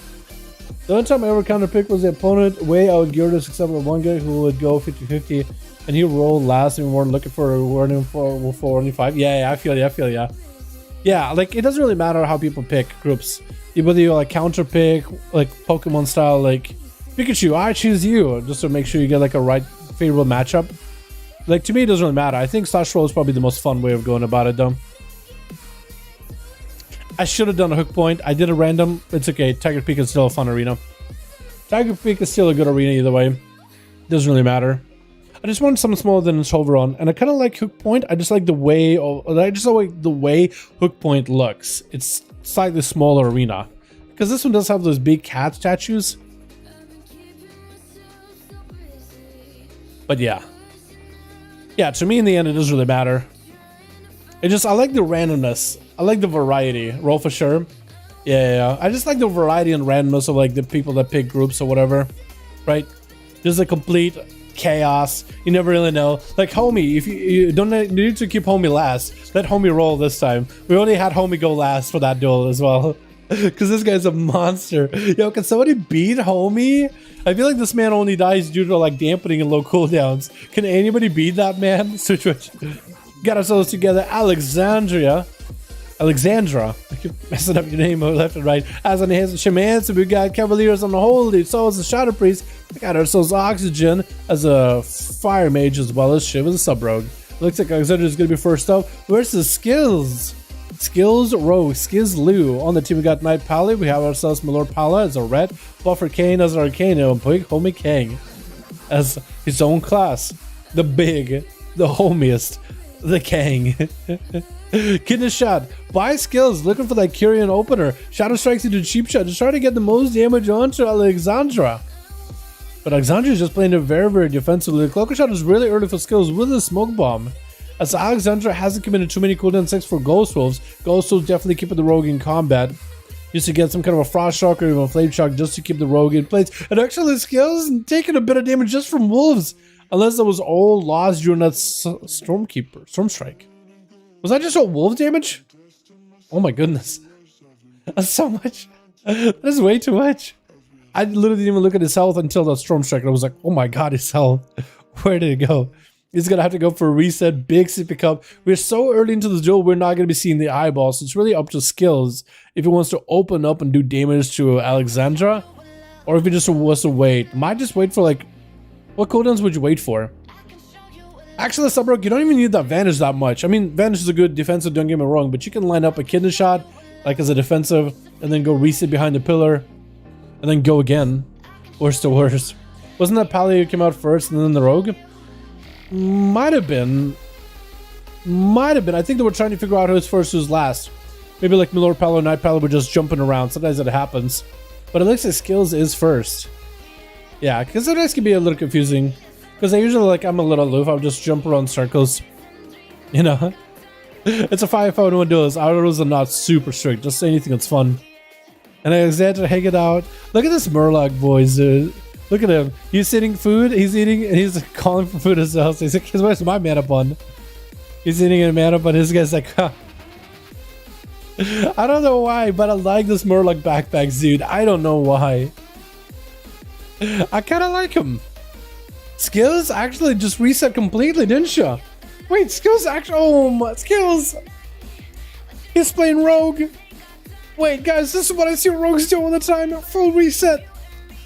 Very good, Skills. Very good. Alexandra does have eyes at least they can play with. So maybe they can pick up eyes to find skills early. Get him out in the open. Maybe gets a ghost. So should be able to see him. The sap comes out by the time they figure out where he's at. It's not like the eyes will let you see where the rogue is at because they won't really show the health bars above him. They're still in stealth. So it's all about catching him. And they can sometimes blend in the background. Like blend in with that purple mark in the shadows. That can be tough to see. Get a shot onto Alexander. Shadow Blades up. 4 skills. Look, it's a crack through the top exterior. That is the Shaman. With the shackles and malediction to follow. Alexander knocking him down with Sunder. Knocking the ground under his feet. Splitting it in two. The skills looking to sprint away from the Shaman. Gets hit with a flame shock. And Alexander needs to find a way to slow him down. Ghosters are going to be on the road with a Vanish. Trying to see if he might be able to use Crash Sliding to find him. And no more eyes to be used as Skills does get himself a bit of a reset. As a rogue, is he going to go for full cooldowns? Is he going to go for that full reset? Looks like Alexander was kind of walking towards Skills actually. I don't know if they were or not on purpose. But we're definitely walking towards him. Which is interesting. And Skills going to go for another reset like a full one as a rogue. Oh no, no, no, no, no. Oh no. Rogue lost second, got a 97. I believe it. It's gonna get us to pick up. Ah, just wanted to make sure he's prepared. Oh, for sure. We'll talk about them in Dallas. We want to see the bot. Fair enough. Fair enough. Yeah, I believe you, boys. I really don't care that much. I believe you. I'm just saying, rules of fun. Praise the Lord and Savior dampening. Yeah, maybe, dude. Maybe. That's most likely what's gonna happen.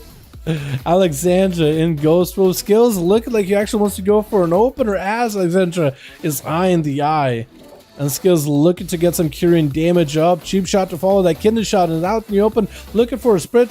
Shadow stepping past Alexandra. Actually looks like he's gonna stay on the shaman and engage, do as much damage as possible. Blind after the cheap shot. And looks like he breaks his own blind. Maybe a bit of a mistake by skills, but the storm strikes are gonna do the damage. Sunder missing skills I think might have evasioned it.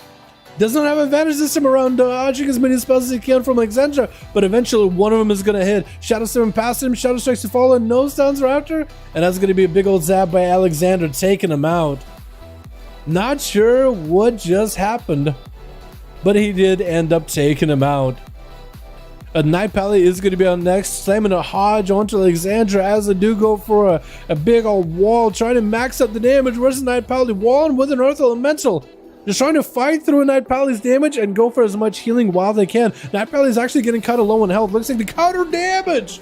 Oh, Alexander just let the Paladin get low and lower in health until a huge chain harvest, maybe a big old crit on top of it, was able to snipe him out of there, taking him out. With Buffer Arcane gonna be up next. 5 minutes into this duel, dampening. Finally rolling. I press bubble. It looks like you press chain harvest before you press bubble. By a hair. I think that might have been a bit of a delay. That's BS. That's unfortunate. That is unfortunate. Might have gotten GCD locked. Maybe like your GCD was almost up. You press bubble, you're ready to go. Chain harvest just snipes you out. Sorry, my guy. Gonna be Buffer Kane with a full fleshcraft shields available, meeting his rival Alexandra, who is an enhancement shaman who actually has a bit of a counterplay versus Buffer Kane. Grounding totem, purges, ranged interrupt, the self-healing. Oh, what was that damage? Oh my goodness! What was that? Oh my god! Well, I guess that feud has been solved. That feud no longer exists. I don't think they're rivals anymore. I think... Well, actually, no. To be fair, Alexandra did win the duel versus Seavark last time. This time it went the other way, so it's a 1-to-1. It's more of a fair. It still is a feud. It still is a family feud.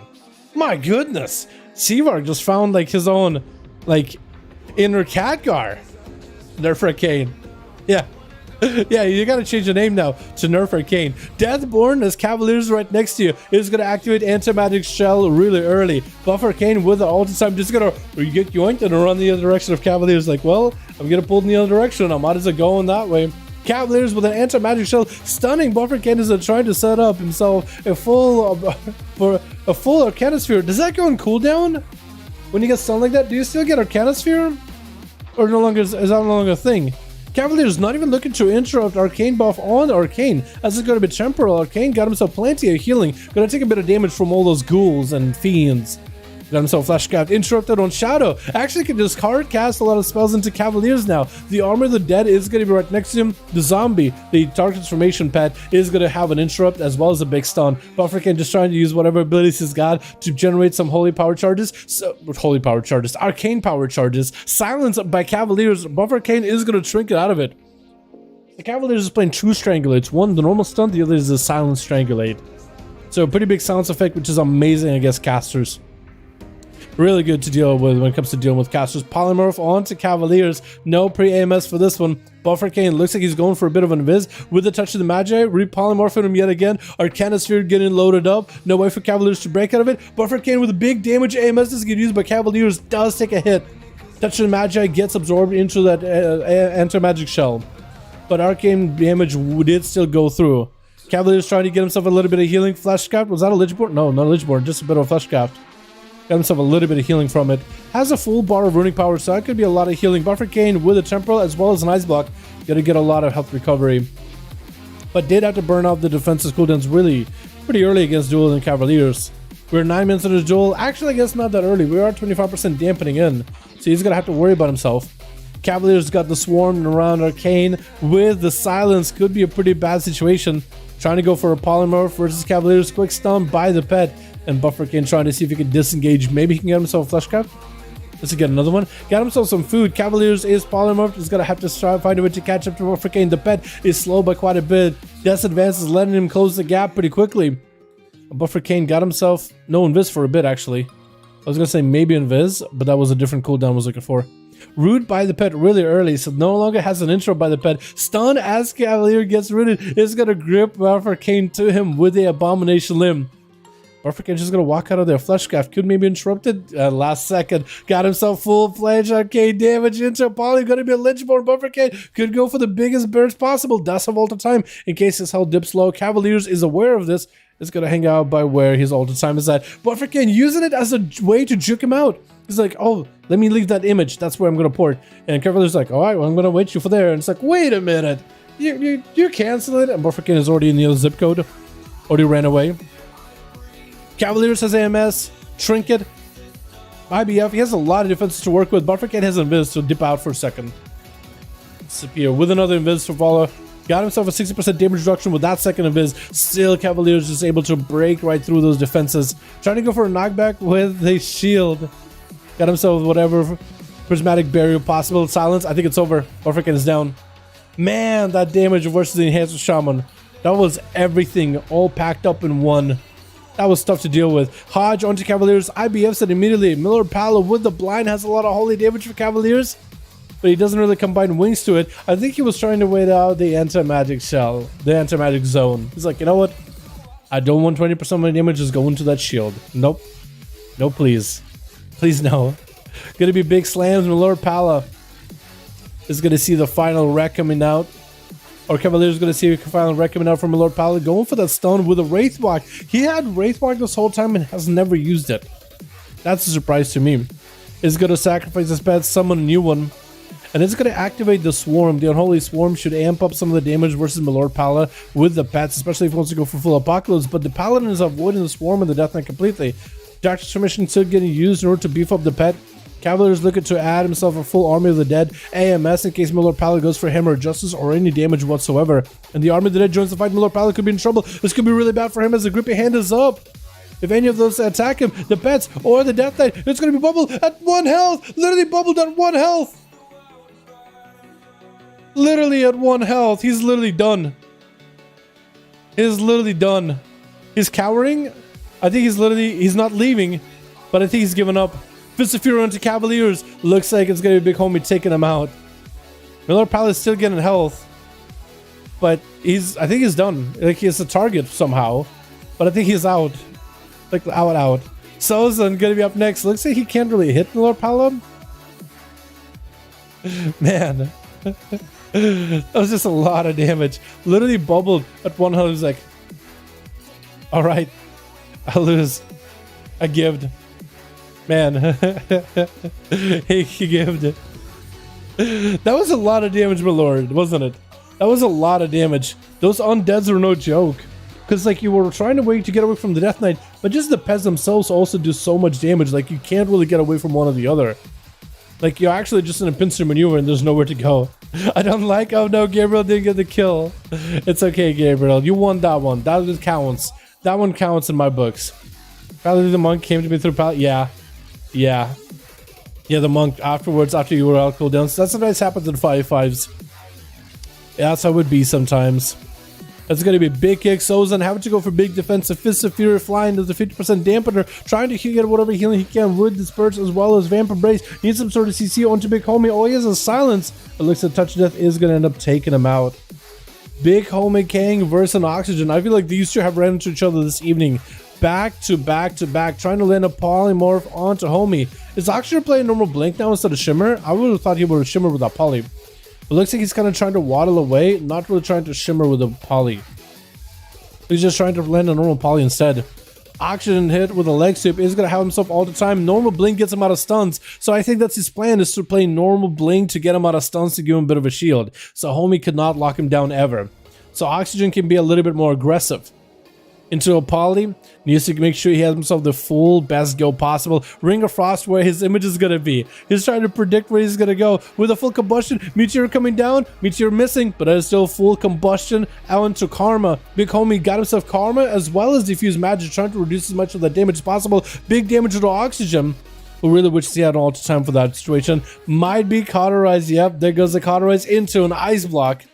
Is going to be able to recover a little bit of health, but at 57% dampening, it is not as big of a recovery. Look at Oxygen. Whatever health he recovers from here is all he's going to get.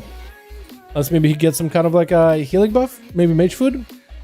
Big homie got himself in a really good position, got himself a port back there into a kick onto Oxygen. Does get a breath. What did he get kicked on? Frost?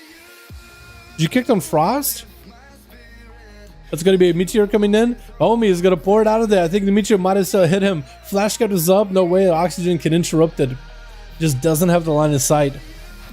And Oxygen looking for a bit of a reset. No, he's not going to get to us. Homie is just going to approach him with an in-cap. Leg sweep is definitely going to be blinkable. Yep, blinks out of that leg sweep. As homie still is not deterred by that blink at all. Oxygen got himself a breath for the images into a polymorph onto homie. Is going to be able to lower down... Try to reduce the amount of damage homie got. He got himself a Tiger Slash just to make sure he can hit the seed. I feel like that route would have actually led Oxygen get a full res with that seed. Unfortunate. The man didn't even blink for a second there, what it looked like. Man, that was rough. Yo, that massive burst out of Seawork, boys. That was incredible. That was huge. And I feel like there was a lot of bursts out of everybody here.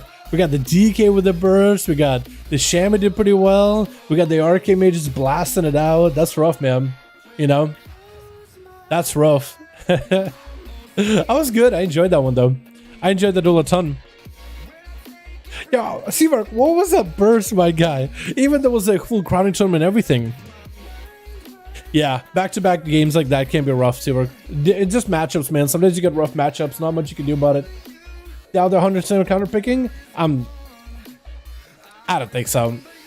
I don't think so. GG's, yo, super fun having you, Seawork, man. Let's have you go up over here more often. The Pally came first, and then Rogue's still waiting for enhancement. Was it? I think they were confused, Gabriel. I don't think they were doing anything funky. Really, I think they were confused. Because the notes pissing Seawork off. They're 100% counter picking because the notes pissing Seawork off. Come on, Knight, relax. Relax.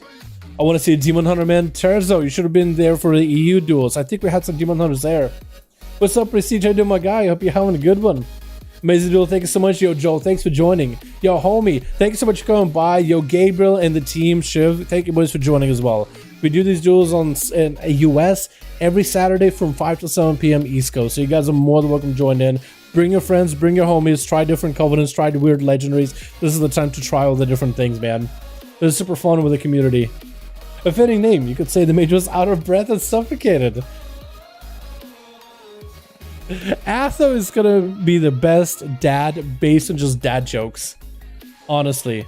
Like, he could literally be like the most deadbeat dad, but the dad jokes are so on point, it's not even funny. Thanks for games, the Rogue leave. The Rogue, he did leave, didn't he? Huh. Well, hopefully the Shiv will come back for the next duels, but at least he had a couple games. He had a 1v4 game there. Where Chicago? I don't think Chicago was here tonight. I think Chicago was maybe busy. You know, GG's. Yo, thank you so much for coming by. Shiv, appreciate you. You know what I mean? GG's so likes, yo, boys. Let's go. Thanks for the likes of the stream. I really do appreciate it. Helps out the stream and the channel tremendously. Appreciate you guys. Super fun hanging out with all of you. Yo, let's keep these NA duels live and kicking, man. Next week, be here. Bring some homies. Try wacky weird covenants. Try Legos. Try weird builds. If you get one of those builds to like pop off and work, dude, that's huge. Just have fun with it. You know what I mean? ASUS 5V5 macro dally. It's gonna be invite spectator match. So it's / invite spectator match space real ID name space real ID name space number how many people you have in each group, and then you have space, and that's it. Leave it like that, and it should give you a random arena, or you can follow up with so like 5 duels 5 space. I think we're gonna do 1 space arena name or arena or 5 space arena space 1. One of those two, because you can do arena name specifically to get in keys. I'm pretty sure the macro for the 5v5 duels is on Discord though, is it not?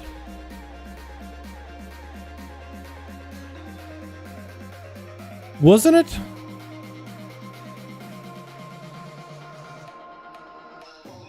Oh yeah, it's an FAQ. Yeah, it's always been there.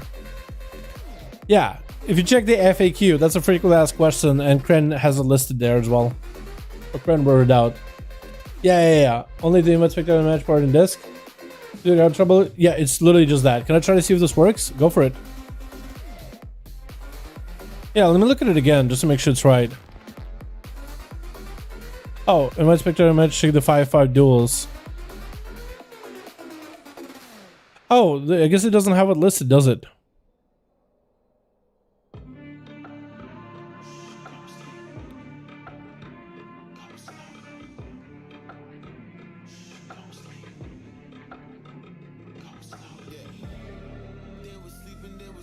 Huh.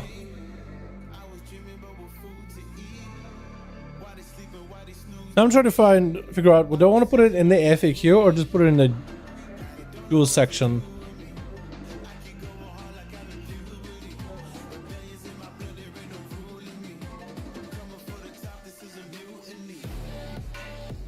Yeah, so you're right, it hasn't been there then.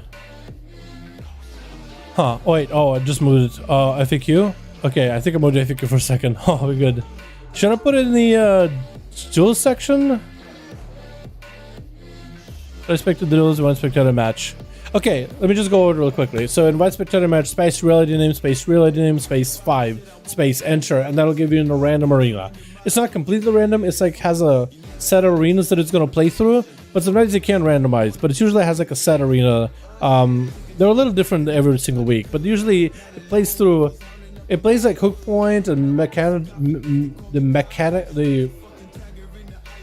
what's it called? What's that dungeon, boys? That dungeon from BFA, the Mega Dungeon, Mechagon. It plays hook point, Mechagon, the new one with the Kyrian as last arenas for the thing. But it'll usually play like Monka Baller early, the Grand early. It'll sometimes move them around a little bit, but not too much. Yeah. Can I just go for you real quick when I have a chance? I want to test this for the future. Yeah, go ahead. Well, if you need to invite me for something, my guy. Can you get someone to be in your group with you? Seaver, could we group up real quick? Bald is trying to sound something. Yeah, all good. I appreciate looking. Yeah, I didn't realize it wasn't there. I'll probably look to maybe update it. Yeah, I don't know what Bald is trying to do, but we got a 2-man right here. So you're gonna try it for yourself. I'm lead. Tiger speak. Are you trying to make spectator work on your end? I think it's trying to make spectator work on his end. Yeah, so if you're a spectator right now, Bald, you're somewhere out there flying about, most likely. Yeah? It worked? No, mine? Cool. So now what you want to do is you want to go into the key bindings. Ooh, how you like that? So you want to go into the commentator and set up commentator keybinds. I have mine for the toggle smart camera, stop following, tracking players. And then I use the following. You can use the snapping or tracking feature. I use the following. You can do whatever you want there. Kind of play around and find the one you like. Alright, C-Reg, just go one shot whoever it is, dude. Just hit him with it. Hit him with it. I'll be the distraction. I'll be the big distraction. You got this. I'll do it first person view, just your watch. That's gonna be weird doing this from first person. I can at least mount up. Hello? Hello? Hey, Night Pally. How you doing, fam? Where's your second one? I'm kind of running around. I'm making sure I'm running around if Bald is trying to like use the keybinds to find out who's doing what. Stun me. I got no health. What? Oh, bully. Bully, bully, bully, bully. That was a big arcane blast. What the? Huge. Don't abuse me. Can you put the real command in the chat? Can you real quick put the command in the chat? Yeah.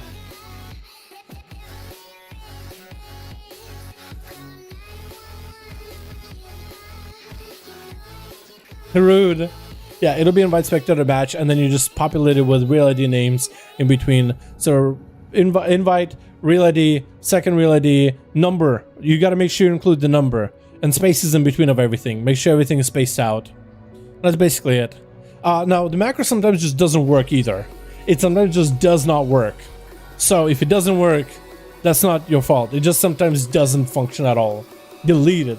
Yeah, petition to ban Monka. Monks. Yeah. We can ban Monka. We can ban Monks too. We can ban them both. Big damn HD. He actually popped off there. Real good. Got a Q3s. Yeah. TY for joining. Thank you so much for joining, Seawork. I appreciate you, my guy. Let me save that one, Obi Dunsky. Yeah, hopefully that got it to work, Bald. You want to do this with your guildies or whatever. TY for hosting? Yo, appreciate you for coming by. Can I see an example like with the names in it? See an example like with names. So invite spectator match, space, real ID name. So your name is Bald, so I'll type in Bald, space, Shiv, space, number 5, since you have 2 groups of 5. If we're 3v3, you put a 3. If it's 2v2, it's 2. Literally like that. Then space, enter. That's it. That's it. So it'll be like I guess what, type in chat? Хороший стрим, я Темчин. Большое спасибо, друг. As watcher, it just used to reset. We watcher are just used to reset the invite. So yeah. Just because, yeah, it's so good, man. It's so good. I'm gonna train them before you. I'm got 21,000 health, dude. This is where I get blasted. Absolutely blasted. But yeah, it's just invite spectator, space, real ID, space, real ID, just space bar once. Like, and it sometimes won't even work. That's the biggest problem. Like sometimes the weird part is you'll type it up and it won't even work. Instead of real ID, like if someone has a weird real ID name, as long as you have them added, so you have to have them added in a real ID, you can also type in their character name. So like if let's say Seavark has a weird, or let's say Kren didn't have the name Kren, right? I'll put in the name, Kren, her real ID name is all special letters. I could just type in her character name, Kren, and that will work. Or Memnarch, for example, my guild tank, who is in Corthia to this day, still farming Corthia. Who isn't Corthia nowadays anymore? Who hasn't farmed up Corthia on the main by now? He's doing it on his own ults. It's kind of ridiculous. Maybe he's doing it for Mogs. I'm doing Corthia for Mogs. I don't know. Thanks so much, chat. I appreciate it. It's 8 a.m. It's 8 p.m. Don't you worry. You guys gotta sleep. You're EU. Thank you so much for coming by. Should I've been all out Guild 5V5 this Tuesday? Hell yeah, dude. Hell yeah. If you guys are gonna be Tuesday, oh, I would be raiding then. I'll be raiding, but that's cool, man. That's awesome. Guild 5v5s. Yo, 5v5s. You guys gonna do them as 5v5 1v1s or 5v5s? Because that could be really fun. But let's say Memnarch had a bunch of different weird real ID names. I could just type in invite baby cake space whoever else I'm inviting. Because as long as you have them out on real ID, like flexing. Here's the real ID name. If we can find flexing.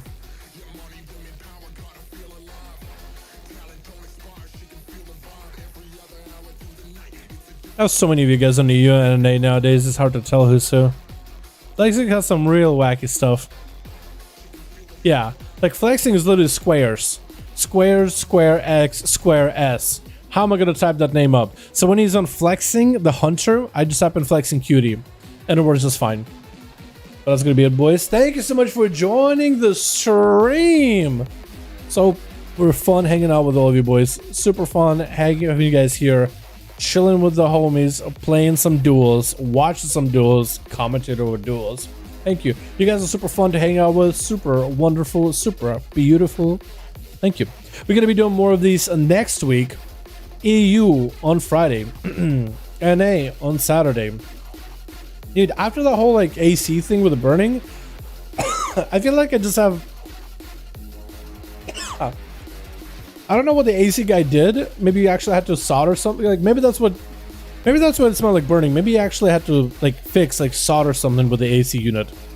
I'm not an AC unit kind of guy. Like I have no idea. Like wouldn't even be able to know where to start with it. But it smelled like a burning sensation. So I wonder if I like inhaled some really, I don't know, bad stuff in my system. Like solder bits, like soldering smoke in my lungs, so it feels like I want to cough constantly. I feel like I just need to cough over. I've been the whole time been trying to hold off a cough this whole time. No, don't add the numbers. Bald, you don't need to add the numbers, just the name, just the actual name on Real ID. Like when you pull up your peanut list, I see Dan Smoke, I'll put in Dan Smoke, or Carl, I'll put in Carl, or Happy Feet, I'll put in Happy Feet, or Euro, I'll put in Euro, or I'll put in Bald. No numbers. You don't actually need to know the Real ID like that. But yes, make sure that after 5 there's a space bar as well. That's important, because that sometimes it works more often when there's a space bar than when there isn't a space bar. But sometimes it just doesn't work at all. So it's really RNG. It just sometimes works.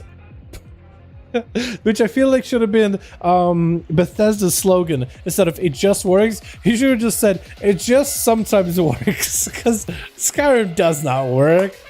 Anyway, boys, thank you so much. Super fun hanging out with all of you. Then burn off maybe a check filter. Yeah, I probably need some. But I'm gonna go cough my lungs out, have some dinner, get some work done. I'll see you guys Monday for some of the alt stuff we will be doing before the reset.